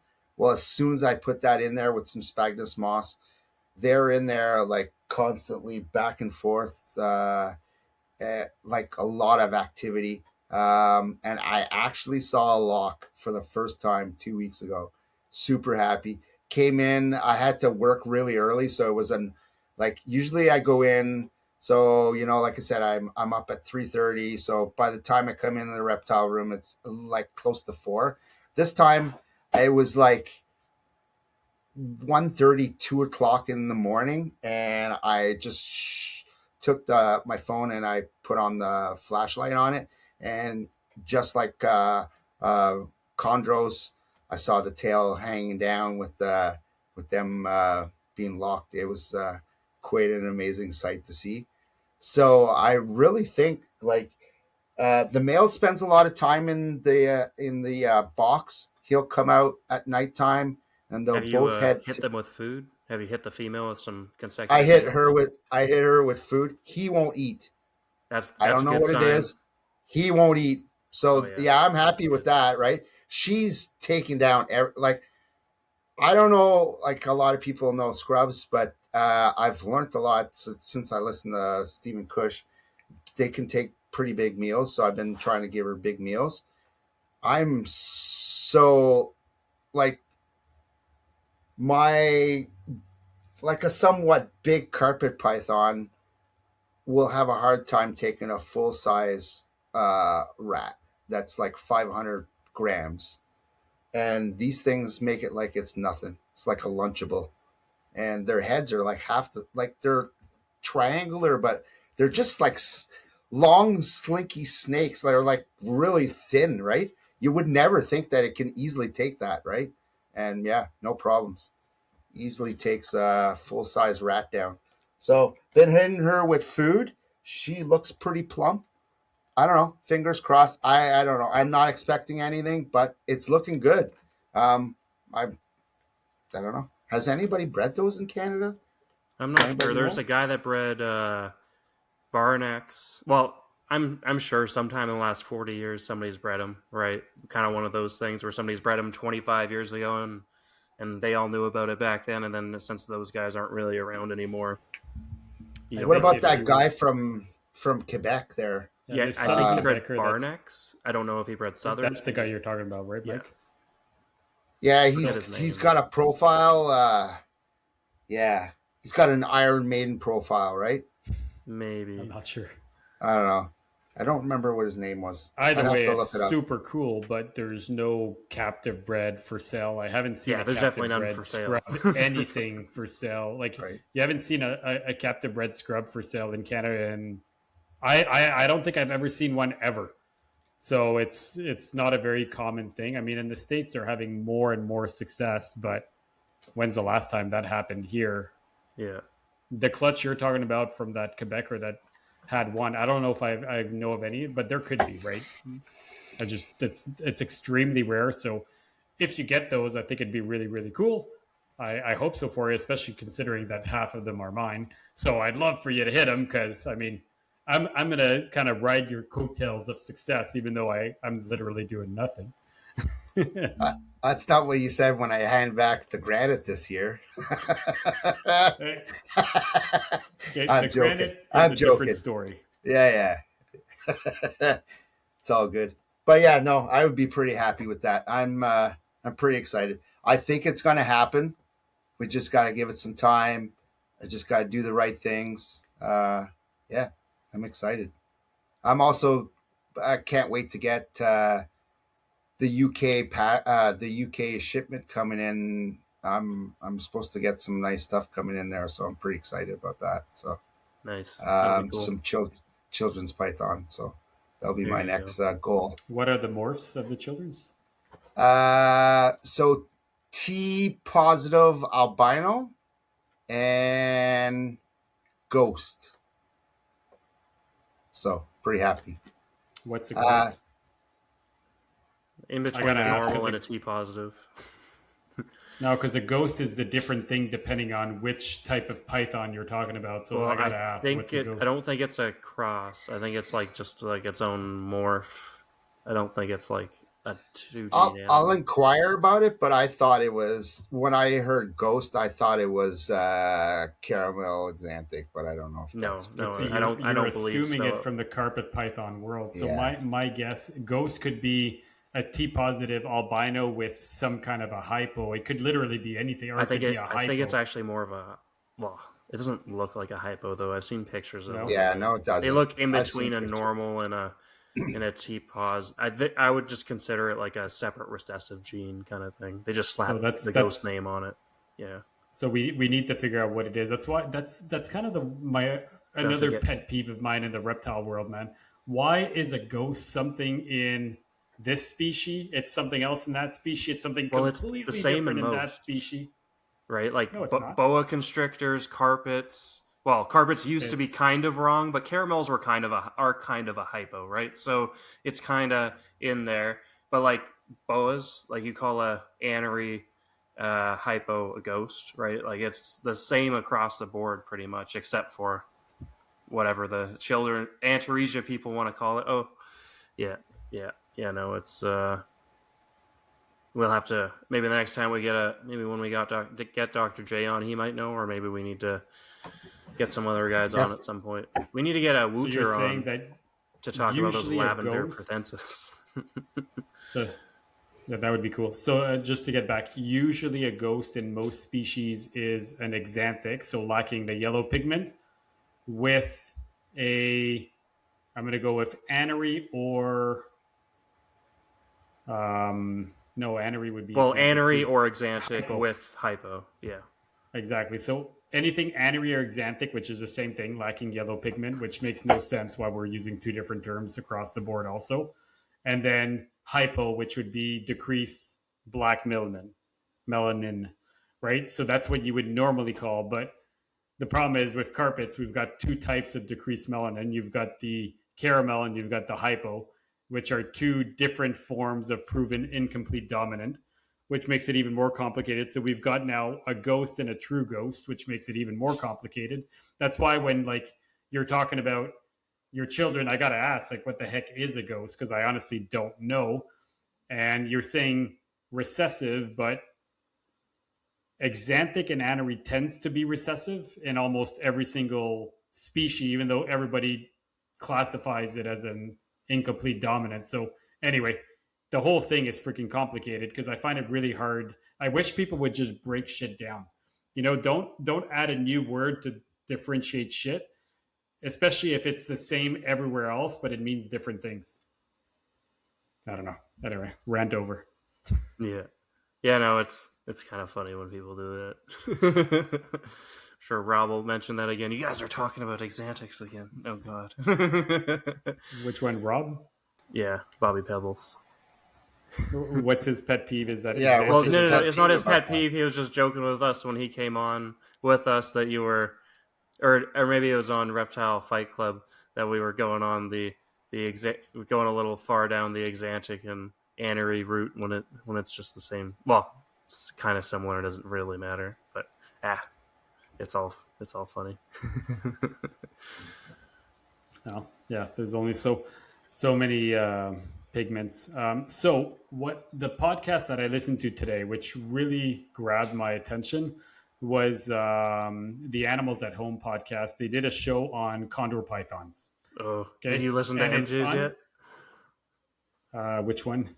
The one where he basically went off on that one, basically. Oh no, I didn't listen to the rebuttal. Because isn't that one they basically said Patrick Holmes knows nothing about chondros because he hasn't been to Indonesia. So they kind of went off on it because they were like, basically everybody on there wasn't really qualified to talk about it. Although the chicken guy they said sounded good. I haven't even listened to it because it sounded like it was so bad. I think you should go listen to it because it is a very different perspective on condor pythons. It didn't really even go into really what it is to breed chondros, what it is to be a chondro, and all that kind of shit. It just that's just why they were upset with the clickbait part of it when the guy that was supposed to know about chondros was kind of an idiot and doesn't know anything about keeping or breeding. And so what's this called again? Sorry, just what's it called again? I just want to know. So Animals at Home is the podcast. Animals at Home. Okay. And so it's Animals at Home podcast with Dylan Perron, the episode 253, Condor Python or Con in like quotations, Dro Python live roundtable. So I didn't listen to MJ's and I'm really curious to hear the rebuttal because I'm still like to me, Oh, it this was was a good. very controversial, questionable show, but it has very interesting points. Okay. So, and a lot of it goes into what is a line and how people call shit a line, especially in chondropython, how things aren't lines in every single other breedings of other animals, but they are in chondros. I don't know. I found it really interesting, but you did listen to it, Michael? I haven't listened to it yet, but I kind of got the Yeah. summary from MJ's podcast. So Yeah, I think people should listen to it. yeah. It is weird because It they was talk just a lot because about. the guy that was supposed to be know about chondros didn't even know how their genetics work, and it sounded like the chicken guy was telling him, like, yeah, that sounds like this, which is what we all know it is. Like, it's all kind of like, it's other than the one albino, it's all kind of polygenetic or whatever they call it, right? So, and the guy that supposedly has experience with them didn't even know that kind of thing. No, he So, he yeah. he didn't. He like They a should lot of have, like, things. some of those guys, they definitely, like the chicken guy, they said, when they were like, we need to get that guy on the show, but they should have had actual chondro people on it, and then it would have been a I fantastic show, probably, right? I think if they would have put like Patrick Holmes as the Condor guy with these two, it would have been an insanely good show. Except Patrick would have talked the entire time. We would have heard the other one. So I love Patrick, but he doesn't let the other guests talk because he's got too much to say. But that guy's knowledgeable as shit. Like he's incredible. So I just thought it was really interesting because I kind of forgot about Condor Python. I just listened to them talk about breeding and how to selectively breed. What is like what is a trait, what is a line, what is a bloodline, and what is the other things they talk about? Another type, a strain. So something that we don't use, like they were talking about strains and different things, and a lot about how breeding should include culling, but we don't do culling, and it's not a normal thing to do for us. But anyway, I just thought it was a interesting show to listen to. I thought it was quite controversial, but I thought there was a lot of good nuggets in there. I think there was a lot of not the greatest things when it came to Condor Python, but if you're just listening to it to just listen to something else, like basically saying like I'll give you an example. They would talk about how like people are going to say like, yeah, this is a blue line Condor Python, right? And calling it a blue line Condor because 3 generations down you had a blue line snake that was bred in there, it doesn't make it a blue line. Like 95% of its bloodline is everything else, but we're calling it a blue line. They took a lot of shots at Condor Python. It was pretty rough at times, but I think some of them hit, man. That's all I'm going to say. And again, I am a big Condor fan. I love the idea. I want to get some, but I do not care about designers. I think they're really pretty to look at. I love them, but I'm never going to pay $8,000 for a designer hybrid um, snake that I have no idea if it's going to turn green or turn speckled incredible, right? And they took a lot of shot at Well, they did take shots at Patrick himself, apparently. Patrick, but they also took a lot of shots at the sickness. Uh, So Bill. about how basically everything that has sickness bloodline is worth a fortune, even though it died at 4 years old. And like they said so many. Oh, Again, I think it lived longer than 4, though. I think it only bred once. I thought it bred a couple times, maybe. I'm pretty sure, But it was it's only but it's all once. its like its siblings and offspring have been Yeah. outbred. So Again,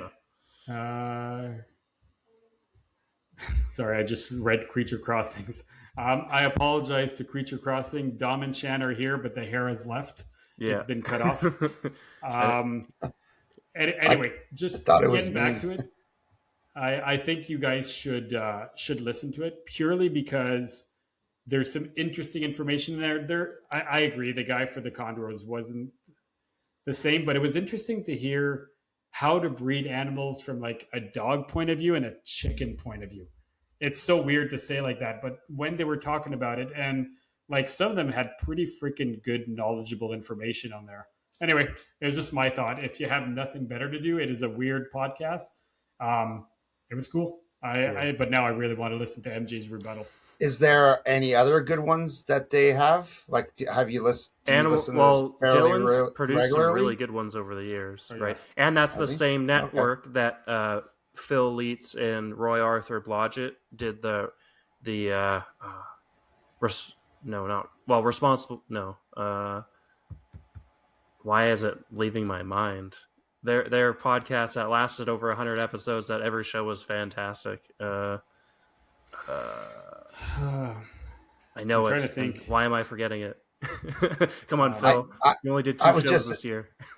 I was just asking because the only podcast I know is usually I find them through Dom. Dom's like, "Have you listened to this one?" I'm like, "I've never heard of this." He'd be like, "Oh, listen to this," and then I look it up and then I find Yeah. it. So that's how I've been doing it. Yeah, I have some of the ones that you guys listen to all the time, like uh, the uh, the expert and the idiot. You know, MJ's podcasts are awesome. You guys, I listen to you guys religiously, and a few Project others. You Herpa the know, Vulture. Yes. Yeah.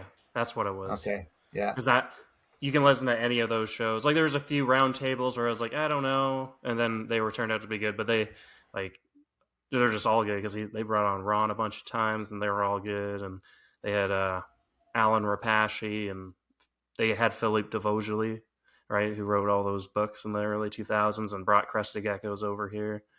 I don't know. They did fantastic with it because they're also like have that progressive mindset as well as the really deep into it kind of mindset, kind of similar to like it was just good. That show was good. That was prime Animals at Home was Um, Project Hurt. if so, Animals at Home. I think he does good shows. I'll be honest. I listen to maybe 1 out of 10 shows because Yeah, he they're does just kind of about everything, right? So a lot of the things just doesn't interest me. But whenever there's a subject that I'm like, oh, this is cool, I'll listen to it. This one had Condor Python on it, so I wanted to see what it was, and then it hooked me pretty much right away. So I listened to it. But now again, there was a lot of like I'm surprised. I found it quite controversial, and I'm surprised how much of a dig they went at. Well, I would say at Bill and towards Pat, which are two like they're pretty big names. Like I'm just a little surprised that they would yeah. just they did I that, could see especially people not. Dylan. Yeah, yeah. That's why I It's, find it weird why Dylan would do that. Maybe he thought the guy was kind of more into it than he did, kind of thing. So, but like but I don't know, they Dylan. Like don't do obviously Dylan's controversial done shows. some really good shows in the past. Like Dylan's first show with Philip Leitz on Euros is like his most popular show ever. Right on that Euromastic show, I think is like his highest viewed one. So he's done some fantastic shows, I kind think of he thing. did So didn't he do the documentary style podcast on like the equivalent of Tiger King for the yeah, reptile thing? yeah, That show was insanely well done. I don't even remember like I don't even know what the name of that reptile Tiger King like show was. Can you yeah. help me out Actually, or Dave Levinson at the end of it talked about how after when we had him on, mentioned that was coming. It's coming out in August on HBO. okay. Well, anyway, he did a show on what it is, like on the documentary and the whole story behind it. Holy crap! Like it honestly sounded so professional. It's a great show. I think like again, I'm not bringing down that the Animals at Home podcast. I think they have it's a really cool podcast overall. Great shows. Just this one surprised me a little bit, but again, I think it's worth a listen. It's just not his style to target people, and I feel like there was targets. Again, it wasn't him that said it, but there Yeah, was some I doubt targeting there, he which kind surprised of me. thought it was going to go that way, kind of thing, right? So Yeah, probably not. yeah, I'll give him the benefit of the doubt. I don't know. I'm not one like just like here. We don't usually target. Well, I think we've targeted one person the entire show, only because that was kind well, of earned though. well, when you steal $4,400 from me and Shan, we will name your show, and we are choosing not to bring up her name anymore because I'm trying to let it go, and I'm hoping that she repays her debts at some point, which she has with 1 or 2 people, and she's trying hard to get out of there. But in the end, it's been a year and a half, and we're still owed over $2,000. So she has repaid us a little bit, and again, abstaining from saying her name because I'm trying not And to be too and negative. no green trees. Oh yeah, we still don't have green trees. Just saying. Yeah. I'm Don't kind be of pissed bitter, off. Shan. Don't be I'm bitter. I'm a little bitter. Sorry. Come on, you're gonna get more gray hair, man. You're gonna have nothing left on that scalp. I'll be dead before I have fucking green trees at this point. Like fuck. Like anyway, uh, whatever. Any Anyhow, other so that was my podcasts that what I wanted. stuck out Sorry, go with for you it. two? Uh, Any others? you, Shan? What's this? Say that again. Any I didn't podcasts that hear. you enjoyed, even in the last few Oh, months, kind of thing? Anything that stuck out to you that you really enjoyed and listened so to? I finished listening to you guys with Dave Levittson this week. I listened to NPR the last few. I've been trying to catch up. Actually, that's what I've been doing. I was like so the MJ one is what I heard on NPR. So yeah, Yeah, that was a good one. I enjoy them all. Yeah, they're good. They're good. I enjoyed his story. I don't think I had ever heard Yeah, MJ's story. It was a good one. I listened to that one too. yeah. And So it, I'm. and No, go for go it, Shan. ahead. No, go. It was kind of nice to hear him say, like everybody's just normal person, right? And him getting to meet all these not celebrities, but people that are well known in the snake industry, right? And he was like, I'll never be able to speak to that person. All of a sudden, however many years later, he's having them on his show, so it's pretty neat. Yeah, yeah. No, I felt it was good. MJ's talked about his story a bit over the years, kind of thing. But yeah, no, it was good to get the NPR version of it, And Eric and Owen are great guys, so it was that classic NPR episode. And then I listened to Coffee. That Carpets one. and coffee. That's it. Carpies and Coffee. Sorry, guys. Anyway, the one where I mentioned in it, but they can't say my name properly. Sorry, guys, but my name's not Shay. This is a new one. I've never heard of somebody calling me Shay. So thanks, guys. You've introduced me to my 15 names. Now I can add 16 to the list. I've been called Chan, Shan, Shannon, Sean, Shane. You name it. I'm like, Chan, really? I don't know.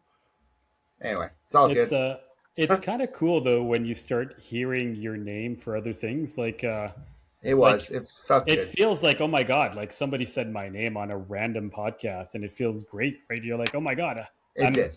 It did. I'm So joking. it's kind I'm of And it cool. also joking. Like, feels weird. You're like, I'm I'm joking, not. guys. I'm not anything. I don't need to have my name yeah, mentioned.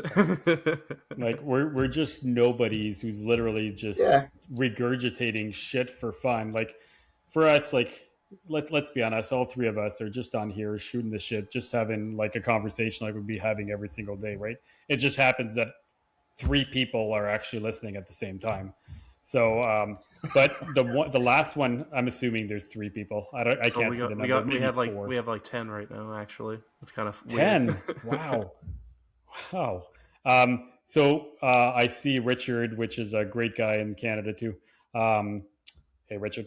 Um, he just brought up the expert and the idiot, and the last one I heard from him, which again, he's freaking great, man. Like he does great podcasting. Um, he brought on Riley, and I thought the Riley show was Riley Jameson was a great show. I really enjoyed it, and talking about weird when you hear your name, Riley's like talking about how he's super happy about how he finally popped out some ocelots and all that. And I've been talking to Riley for the past couple of weeks because he's sent me a lot of the pictures regarding that too. Because we've been dealing with the ocelots for freaking many years back. Like ours popped out 8 or 9 years ago, and we've been working that project forever. And he said my name about the ocelots, and I always feel bad because I'm like, well, Shan's got all the ocelots. Shan's got all the same shit I do too, but for some reason my name pops up and not him. So I want to give a shout out to Shay Mellinson for his ocelots as well. He's part of that too. So Shay, good job, buddy. Oh, No sorry, Shan. problems. Yeah, no problems. Uh, no, but it. I mean, you can even take it down. I'll take the credit for breeding them, but like the original animals are from Paul. So I mean, I just put them together, and then I got this incredible stripe. I mean, it's not like I spent years and years on it. I mean, I'm downplaying it, but I mean, yeah, they Oh, you're are talking about amazing. the ivories right now, though. No, I'm talking about the gelatins because Oh, that's what he had mentioned me on, right? Was the I was gelatins? talking about the ocelot with Riley. I'm like, those don't come from that, but keep going, keep going. I'm still listening. No, no. So the where I got called Shay was on carpets and coffee. So yeah, about the he said who's got the nicest gelatins was Shay. So it was me, right? So anyway, So I would yeah, agree. If anybody's, you should post some of the pictures again. So Shan has produced some of the most stunning, I'll send you insanely some. like colors of Jaltons that I've ever seen, and I'm saying that knowing that I have some of his productions, and Mike's got some of his too, and yours, Mike, have very similar colors. Like if you were to put them in a light box and actually take pictures, the reason Oh I yeah. moved mine to Mike was not because they were ugly, was purely because I want 100% striped Jaltons, and Shan finally pushed some of the fully striped ones to my house. So Mike got the slightly older pair from me, but I'm okay with letting go of an older pair just to have more of the look that I was going for. But the earth tones, the greens, the browns, the beige in there are just, they're insane. Like they're gorgeous. They're truly Everybody, one of the nicer looking. I just wish that, I think we should drop the gelatin jungles altogether. It should be just gelatin carpets because they're not jungles, they're they're variegata, not which makes them jungles. Darwins. I So they're think Michael, you gelatin said it. carpets. I think you said it in another podcast. You call them Jalton Jungles, and I was like, eh. I was Yeah, like, well, Well, eh. that's just because I was like like, we've heard eh. Eric say it for how long? yeah. It's I one of get it. those, I get right? it. Like, why do you like use stuff interchangeably? It's like, yeah, they're gelatin carpets, right? So they're they're just cool. They're just cool for how they are, anyways, right? Like as long as we Yeah. like, who knows if they're actually gelatins or not, but we can call Well, them. they're gelatin locality Yeah, Darwin carpets or variegata Yeah. carpet pythons. yeah, Right? That would be the way to name them. There you go. Those are those pictures. That's just the one, and Hasn't that popped up one. yet, Well, I but sent keep it. going. I Oh, sent you it to sent it Mike. to Mike. Sorry, Mike, I get didn't on send it. it to Chop both. chop. That's just the one snake. I have two that look exactly the same, about the same age. I think that one's the smaller one of the two. They still got a while to go, though. I still got at least another year. And those you got Um, from Paul at UK Python. yes, yes. I do have a male. He'll be ready to go, I think, this year, and I'll probably put him to mom and see what happens. See if I can get a better stripe. And He's by male, about you mean one of your offsprings? yes, yeah. So I'm pretty happy about that. We'll see what happens. Yeah. yeah. They're cool. Like I don't gelatins are remember kind of what always I don't good. remember what yours look like, so I don't remember what I sent to Dom. I know he has some nice stripe ones that probably look similar to the ones I have, if not almost perfect. I don't know what he sent you though, like They're how I think one of them striped was like they a are. 30% stripe, and the other Was that? is like a little more striped. I don't know. They look cool. I'm happy with them. I don't. Yeah, I what I actually wouldn't mind too is like a gelatin that doesn't have any stripe at all. It's like sometimes I like like the I classic do have jungles that are that. just black with yellow. They look so I cool. do have that actually. I just that's what's left, and I can't believe they're still here. Like it's crazy, man, that nobody wants these. But here's some with like barely any striping. Like, yeah, they look freaking phenomenal. Like, I'll send a few of them. There's one that I have two females, so I only have females left, guys. So, two 2025s. Is it 220? Yeah, two 2025s and one 2024 female. That's all It's I got insane, left. man.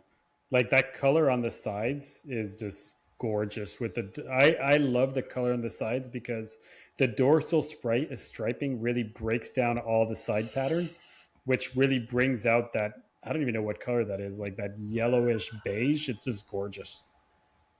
So I sent this one to all of us there, including Eric. So sorry, Eric, if I hope hopefully I'm not waking you up. I'm sure, but that's the normal looking one. So normal-ish, So, Still stripy. Mike,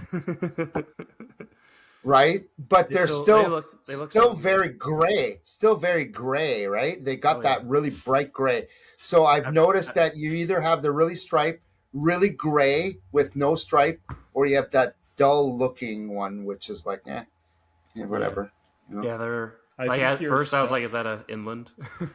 And it's like, oh no, that I see the green. Right? Yeah, exactly, right? That one there is like meh. It's like meh.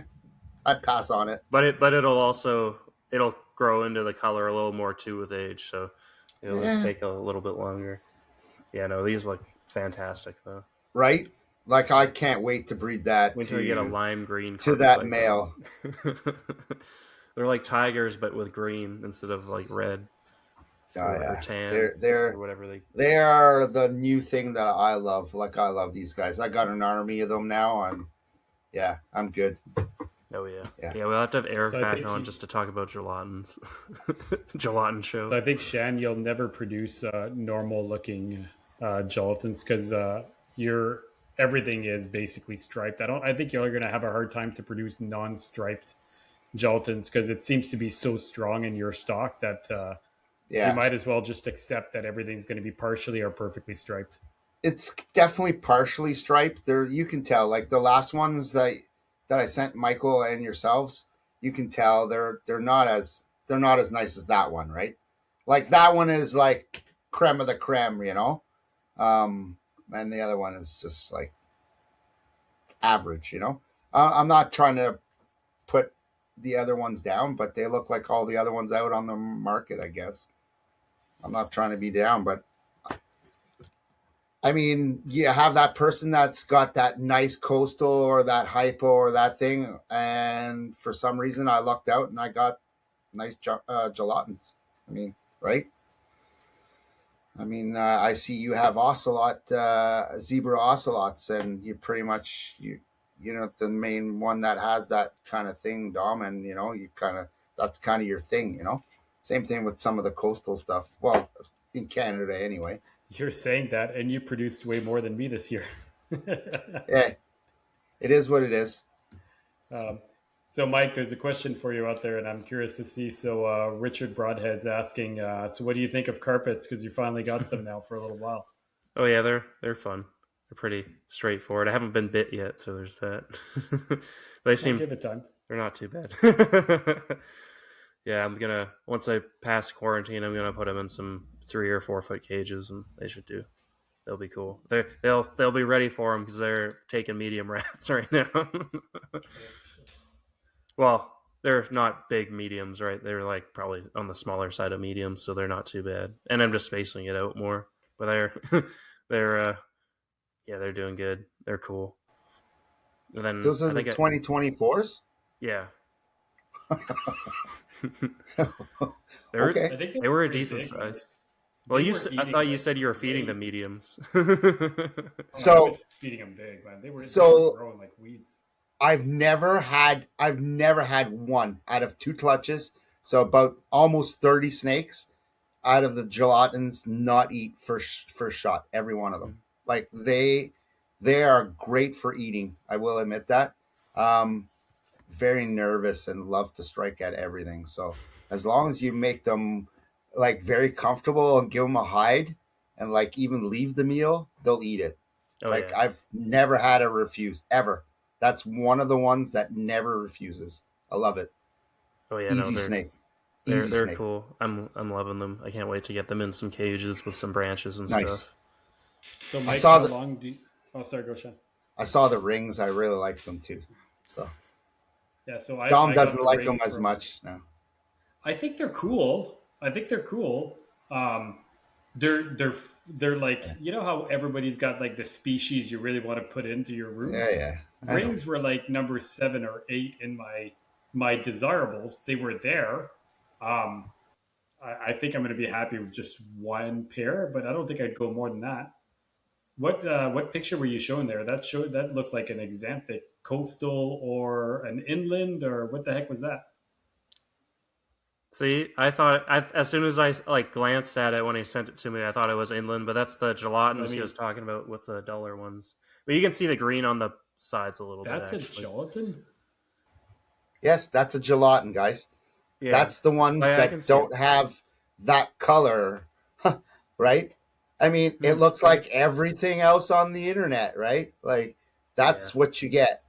You don't get the stripe. You get this, and I'm sure which It is it'll almost nice. I grow up think looks I like an into. love this. exantic coastal. I really love this. I have something for the gray, black, and white snake. It's just I don't know. It's a thing. I'm gonna have to give you And some then Bahama boas once I get those too. something. I don't know. I Those Bahamas. I think you'll dig them because they're like a granity like silver boa, so oh they're yeah, pretty. They'll look cool, although they'll take forever to get up to breeding size, but that's okay. great. They'll be little toothpicks when they're born.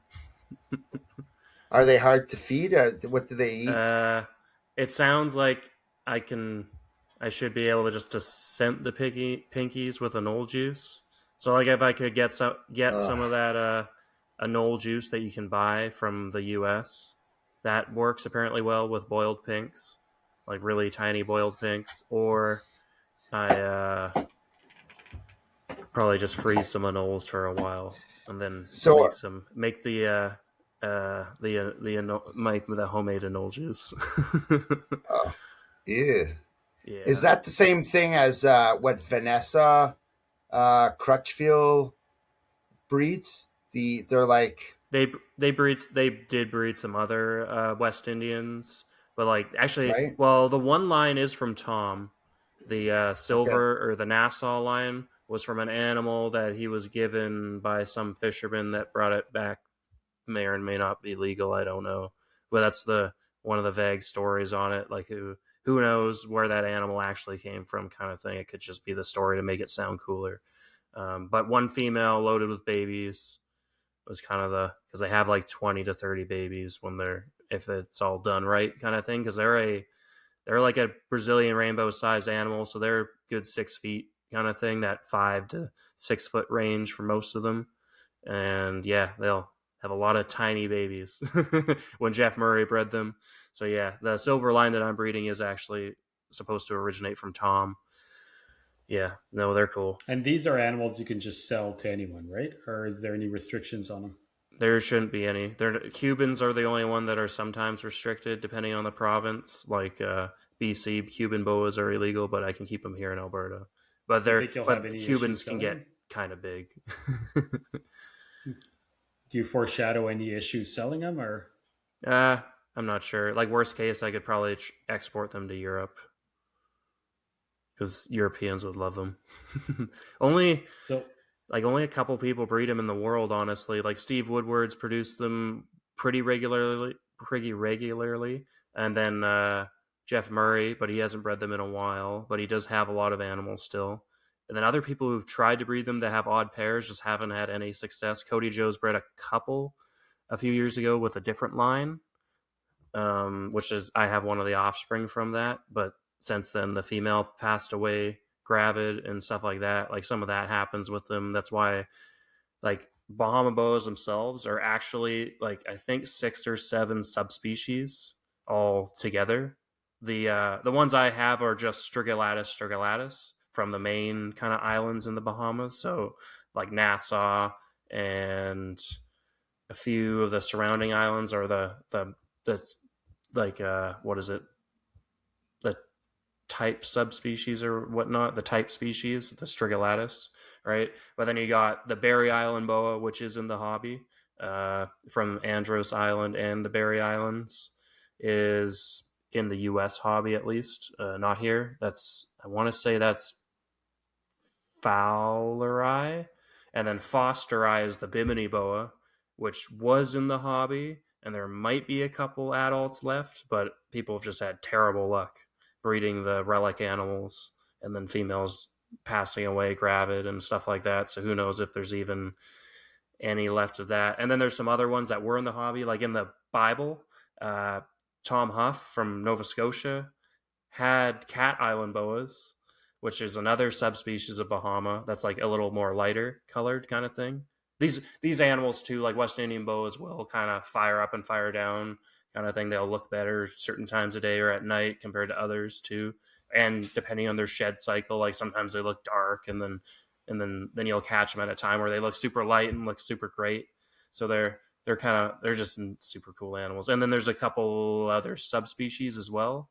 The cat islands So are the Aluris, but yeah, no, when you're and saying that's just the subspecies, Bahamas in yeah, I the was gonna say. So when subspecies. you talk about subspecies, are you in more like localities, different islands? They're actually but they're all subspecies. the same. They are subspecies. But there's or not obviously just- localities because they've grouped these islands together. So technically, they could be from different islands, right?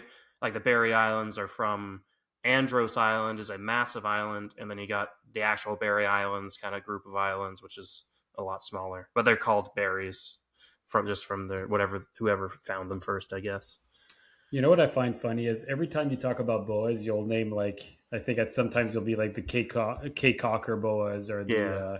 Bahama boas or the anything like that. Most of the places you name, like 1 out of 3, I've already been. I'm like, fuck, man, why didn't I look for boas when I went there? Like I've been to Cape Cocker on that island for like 8 or 9 days, and that island is like 2 kilometers square. Like it's a tiny ass island, and I'm like, why didn't I look for boas, man? Like there's tiny little things I could have found them. Or like you talk about, you're saying Nassau. I thought it was Nassau, but I've been to Nassau like 4 times, man. Why didn't I look for boas? I never even thought Yeah. about it. Like Yeah, sometimes I'm they just live there. they hide out in people's houses. There's some big animals like I'm gonna pull up the Jeff Murray's site. Him and Michael Sena. Michael Sena's from Germany. He also has some of them. I believe he's some sort of scientist in Germany, but they run the West Indian boas site, and here they I have like remember you write showing me ups. that. They even have the CITES records on these, so you can just look what like Argentum's the silver boa that's only found on one tiny island. They were actually. Dustin Smith talked about they were maybe going to try to get some of those into collections to save them because there's one island that they're on, but they canceled that, which kind of sucks. So there's none in captivity of that species. But yeah, the Strigolatus here. There we go. These probably are the adults or either siblings or parents to the animals I have because Jeff runs this site. But yeah, no, it has the full write up on all these and like their descriptions and talks about how they like exhume. What is it? Long Island. Long Island was actually a locality as well in the hobby, I believe. After talking to another gentleman who had them originally in England, brought them to the U.S. and then kind of disappeared, I guess, because. Yeah. Oh, Eleuthera. That's another one. I was trying to get Eleuthera boas into Canada, but then U.S. Fish and Wildlife didn't like this insufficient amount of. I don't know. They just didn't have they didn't want to approve it for whatever reason, and they have a size chart of kind of the average snout to vent length, or well, I guess max snout to vent length recorded. So you got almost 5 meter long Cuban boas at the top end of it, and then at the bottom you got like the little vine boas from the Dominican there, and then everything in between. Let's go to here. So yeah, much there's detail on that website. That's insane. Oh yeah, That and is it has very it covers every West Indian boa from actual like boas in Saint Lucia, so like the Nebulosa and the other ones like that, as well as yeah. It talks So about you named Saint Lucia. I've been there too. Fuck, yeah, I they should have looked. cool boas. Oh, this is my pair is in this picture somewhere. That's them being born in 2015. That's pretty cool. Yeah, they even have some of the records of them being kind of born recently, at least. At least these, I think these are all Jeff's. So Jeff's produced them 6 times because I don't think he's produced any in the last 6 years. Sena produced 1 later in 2021. Yeah, eating the ova and then the babies, and then this is how he had them set up in these little teeny containers because they're little teeny boas. So he just kept them kind of like in an incubator style instead of giving them individual heat. They're pretty small. That's very cool. So you know what the issue is with me with keeping boas? So I've tried keeping boas. I'd say about 3 or 4 times. Every single time I get babies, I raise them up, I keep them for a couple of years, Then they get to the stage where they need an adult cage, and I'm like, do I still really want to keep this? Because then if I give them an adult cage, that takes room for an adult python to be in there, and then I get rid of them. I think I've tried to keep Brazilian rainbow boas twice from Shan, and I've raised them all the way up to like 2.5, 3 years old, and then I'm like, now they need an adult cage, so I get rid of them. I've done it with what is it? Just like morph types of just regular Colombian, just I don't know, boa constrictor, whatever they call it. And every Red single tail. time, so I feel like if I got these from you, even if they're really cool and they're cool looking, I bet you by the 2 or 3 year stage, I'd probably be finding a home for them again. Because for Yeah. some reason, pythons always take the adult cages. There's no, except for maybe emeralds or basins, I don't see myself ever sacrificing in a full size cage for them. It's just the way I Yeah, work. no. They're cool. I need to I just love them. I don't know why. They're just neat. Like if I breed them, like I'm probably going to hold back most of them for at least a year just to see what patterns they're going to go in cuz Jess there's some that like turn out super dark and super melanistic almost and others are super light and everything in between. So they're just super variable. Like I think they're one of those things if somebody actually kept a collection of 10 or 20 and they could probably breed them regularly then and actually get them like fully established at least in Canada because they require a bit of work, but they're at least to get the baby started. But once they're started, they're pretty solid, honestly. Yeah, here's the Jamaican write up he did on the subflavis. Lots of, and there's actually some, yeah, with the CITES records they have. Oh yeah, there's Jamaica. Jeff Murray would keep his together. That would be a Jamaican that ate a Jamaican. I, Jesus. I just gotta say, boa constrictor imperator. Thank you, Richard, for correcting me. That just shows how much I know Yeah. about boas. Yeah, I think now they're just BIs, I think, since a while ago now. But it doesn't really matter. It's the same thing. We all know what we're talking about. Yeah, no, there's some neat ones where like Jeff had some really lighter ones. But the Bahamas are not as bad though in terms of the musk. Everybody talks about the West Indian boas being really smelly and all this and musking on you. I haven't been musked on at all by any of my Bahamas, and I have four. And yeah, they're adults, but even the one I got, the one as a juvenile, no issues. So maybe just the Bahamas are a little more kind of okay, good with themselves, but like Puerto Ricans, they're really bitey animals. Bahamas definitely have a food response, but I'd compare it more to like a carpet, right, where you just maybe touch them with a hook first, and then pick them up, and they're kind of fine. But yeah, like this super light one's pretty neat. You know, That's very cool. these are hard to find. Like all this stuff was in Canada, right? We were actually like the originators of most of this cool stuff, but sadly, not not anymore, or at least in very very low numbers. So it'd be cool to get my hands on some of those in the far future, I guess. Yeah. Anything else you guys are looking forward to coming up? You want to go first, Shan? I don't know, the reptile show. I guess that's about the only thing that I'm looking forward to. I'd really like to do like go down herping down in the states, like with Rob or in Texas or something like that, or do Tinley or something. I don't know. I'm I'm up. I'd really like to do Texas Carpet Fest, and Oh yeah, that looks like it would be a like fun time. last year looked really neat. I would have loved to imagine going herping in that that warehouse where they went there. That was awesome. Like in at night, and Yeah, yeah, it looked Reptilandia is a really good. very cool Yeah, facility. Reptile, sorry, whatever.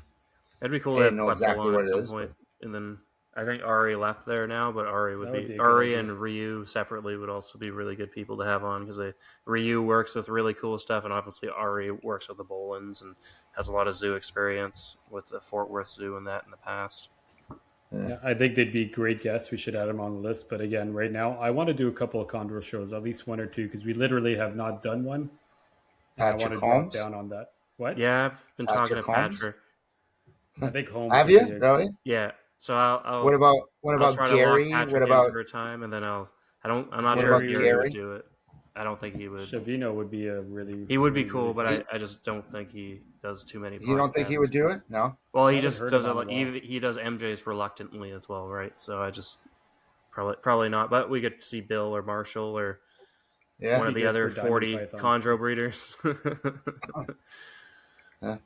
That'd be neat. Yeah. Like I like to hear those guys. You know. Actually, even what's his name, Brian Fisher. He bred Parsons chameleons and has been a part of like fish keeping and Excuse me. saltwater keeping. But he breeds some cool chondros too. That like, there's a bunch of neat chondro guys that don't just do chondros, so it'd be a fun show all around kind of thing. But that's why Patrick would be so cool because he keeps a bunch of cool different stuff too, from venomous to chondros. Like, yeah, we need Steven back on at some point just to talk venomous maybe or something. But yeah, Oh, there's been so many. Like some of the guests we've brought on, that we brought them on for a reason, right? But there's so many different avenue we could have chatted about that. yeah, I think the really good ones, I think we should bring them back, right? That's obviously we could. Warren. So many of those guests you could do so You many barely times. talked Like about was with Warren. I mean, I was pretty excited about Keith tonight when I saw Oh, that yeah. you advertised that tonight. So I immediately messaged. I immediately messaged Tom today, and I'm like, "Oh wow, that's going to be a good one tonight." He's like, "You're welcome anytime," and I'm like, "Well, you know, nobody wants to listen to me sometimes, you know." You guys are awesome, though. I love you guys. So you're on so. mute there. Yeah, let's just let Michael's lips move for the past 30 seconds. He just looks good while he's doing. It look good, buddy. Yeah. Yeah, no, we'll get him on. Don't worry. Actually, I just saw during the podcast he hatched out black-headed pythons. So at least jealous, he might be man. sick, but at least he might be feeling a little better, just a little bit. Now that's an accomplishment in itself, you know. I Yeah, mean, agreed. come on, seriously. Yeah, he spent 4 Right? years. It looks like he How spent 4 years trying to breed them because I think he got Craig's animals that Craig was raising up, and then Craig was like, I don't really want to breed these, and then Keith got them, and Keith's the and man, right? So it's cool to see him be successful with them finally. and we all know the hardship with those, right? Like, I mean, everything can go wrong. Like, look at Lucas Lee; he's been having issues with them too, right? Yeah, Um, Lucas unless is. you're I don't Derek feel bad at Roddy. all about him for one thing. Do you know how I many know, freaking but things he keeps hitting? It is I insane. know that, but That man still, is at on the end, fire, man. but Insane. he's still having hard time with the blackheads. So Yeah, it just but it he goes to puts show diamond you that's pythons for hard. the first time he gets eggs. He puts I know, rough I know. scales, he gets eggs. He puts jungles, he I gets think he's eggs. He doing puts diamonds again this diamonds, year. everything. Yeah, I know. Everything I agree. he breeds, he got like what else? Like Stimsons, he just hatched out Indigo, broom Simpsons, Stimsons. everything. That man, it doesn't even matter what it is. He puts them together, Yes, he'll get eggs. and my favorite, Ah, indigos. that guy is killing it. Like I'm a little jealous. Yeah, Like, I and love that's it. pretty hard to do too, indigos. So I've heard some pretty good stories about Crutchfield putting indigos together, and either the male or the female eating each other. Like, so Yeah, it happens, right? yeah, I it mean, definitely can happen. It's the more, not that it's an issue, but they can definitely tear each other up as well, kind of thing. But right. because they're used to it, like it within a shed or two, they're back to normal, kind of thing. But yeah, I don't think John Michaels deals with cannibalism as much because you're pairing them in December when you're keeping them 55 or 60 at night at least. Like You you know, definitely I don't think you brumate them. You do them more like carpets where you cool them at night and kind of bring them up a touch during the day, kind of thing. Because Yeah. Florida, you get some days where it's close to freezing maybe, but then it could easily warm up to 70 degrees at least in the sun, right? Like even if it's not Yeah. warm, they just go out in the sun. They're a jet black animal. They're going to heat up pretty quickly, kind of thing. But yeah, no, they're I cool. just remember asking Tom about that, and he says I got rid of them because he says he lost either two males or two females one Yeah. year. And I was like, Well, so yeah, I this think it's goes to also, show I'm you, not right? sure how legal it is to keep Cooperi. Like I think you can kind of, but it's one of those like Adam said, I there's want like one. one of those like gray areas of Florida kind of thing where like they're native That's and they're protected, and they're yeah. an ESA animal. But yeah, no, they're cool. I wouldn't mind indigos at some point, but yeah. I keep asking Lucas to just send one up and call it a black king snake or something, or a black milk snake or something, and Yeah, send it probably. up as that and see what happens. You can get Texas. Texas I don't are want not Texas. protected anymore. I want the chin, the red chins. Yeah, I don't know. But I it's love the got a Texas funny and the thing, right? Sonorans. They kind of look like fully black except for that little red thing. So if you get an officer that doesn't know what he's talking about, I don't know. I'm just joking, but I always kind Don't of try bug that, them, right? kids. Right? Don't try that. I'm just joking, everybody. But yeah, no. Yeah. Alrighty. Are you Anyway, guys ready to wrap it up then? Yeah, I think so. And I'd like it to be noted that I'm not falling asleep and I don't look half dead on the camera. So I think the 7 o'clock start might be our new thing. I'm just gonna I get the feel kids to. better. I feel Yeah, better. I don't feel as tired. Like in another hour, I'd be done, though. I think this Yeah. is. I think moving forward, if you're cool with it, Mike, let's Oh try to yeah. do a 7 o'clock start. Doesn't really affect anything for me, kind of thing. And No? I'm sure we'll have the odd shows that we'll do in the morning as well, which I don't mind either because it's then like, oh, we got a whole day to do stuff. Yeah, it's kind of nice when you do it Saturday morning. Like, oh, I don't even have a podcast to do tomorrow. Yeah. Like now I have the Yeah, weekend to relax. yeah. Yeah, no. Anyway, you can tell your 12 girlfriends to wait, and you'll be there later. Yeah. Awesome. Do you have Our, anything else you want to hit on, Shan, or are you good to? No, I'm good. I think we had some good chats tonight. It was good. Oh yeah. I Um, always enjoy talking with you guys. yeah, I I'm a think it's. little I'm a little worried that I might not be able to get rid of some snakes this year, even though I'm not going to have that great of a year. Means I don't think it's going to be that. I'm worried about the Brettles. I had a hard time getting rid of them. I'm sure Grant will pick them up or something. If you drop the Somebody, price, they will all go. yeah. The question is, what's the lowest price you're willing to let them go, right? Well, Yeah, I like a went pretty low last. I would probably buy I some went pretty low anytime soon. last year. So um, Everything sells at the right price, man. If you set yeah, true. $100 for a Brettles, I can guarantee they'll sell wholesale. You know it, Yeah, for sure. because they can make their money. Like Ty, if you gave him all of them for $100, he would take them all. It's money for him. He'll sell them for $200-300, right? So I think I sold them last year at wholesale for 125. yeah, So 125. And Yeah, again, that's not bad. it's money, and it's not the greatest price, but it is what it it is, is. man. And you move them. Sometimes it's all about moving. And keep in mind, Shan, we're always worried every year about not selling everything. We always come down to like a dozen or so snakes left over from the prior year. So I think we'll, just like every year, we'll figure it out, and Yeah, that'll work out. cool. All right, Shan, you want to drop your plugs? How do people can get rid of you? Get rid Uh, of you. Shit. get rid of Get me? a hold Oh of you. yeah, yeah. No, it's I all mean, I'm good. trying to get rid of you right now. So why don't you tell Yeah, right. people? Hurry this up, right? No. So Shan Melanson on Facebook.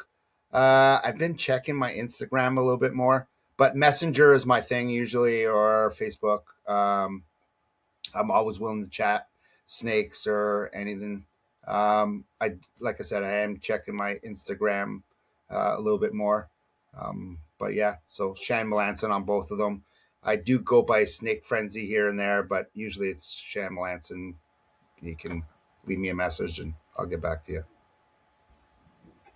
Well, thanks, buddy, for hopping on, and No problems. Thanks for having me on. Appreciate it. anytime. For the podcast, it is Reptile Rejects on Instagram. Michael will be the one replying to your thousands of messages. For Michael, it's Michael Gillian on Facebook. For myself, Dominic Carbonneau on Facebook. Our Dom's Reptiles on Instagram. For anybody that's live right now, thanks for hopping on. Appreciate all the inputs. Appreciate the messages. We do listen to them, or we do read them. Sometimes we acknowledge them. If you are on watching us live, please click the little button, subscribe. We appreciate it. We will love to hit 1,000 subscribers, although I figure by our 10th year we'll get there. And for anybody listening to us on any of the podcasts, thank you. Click the little button, subscribe, and recommend us to your one or two friends that you have.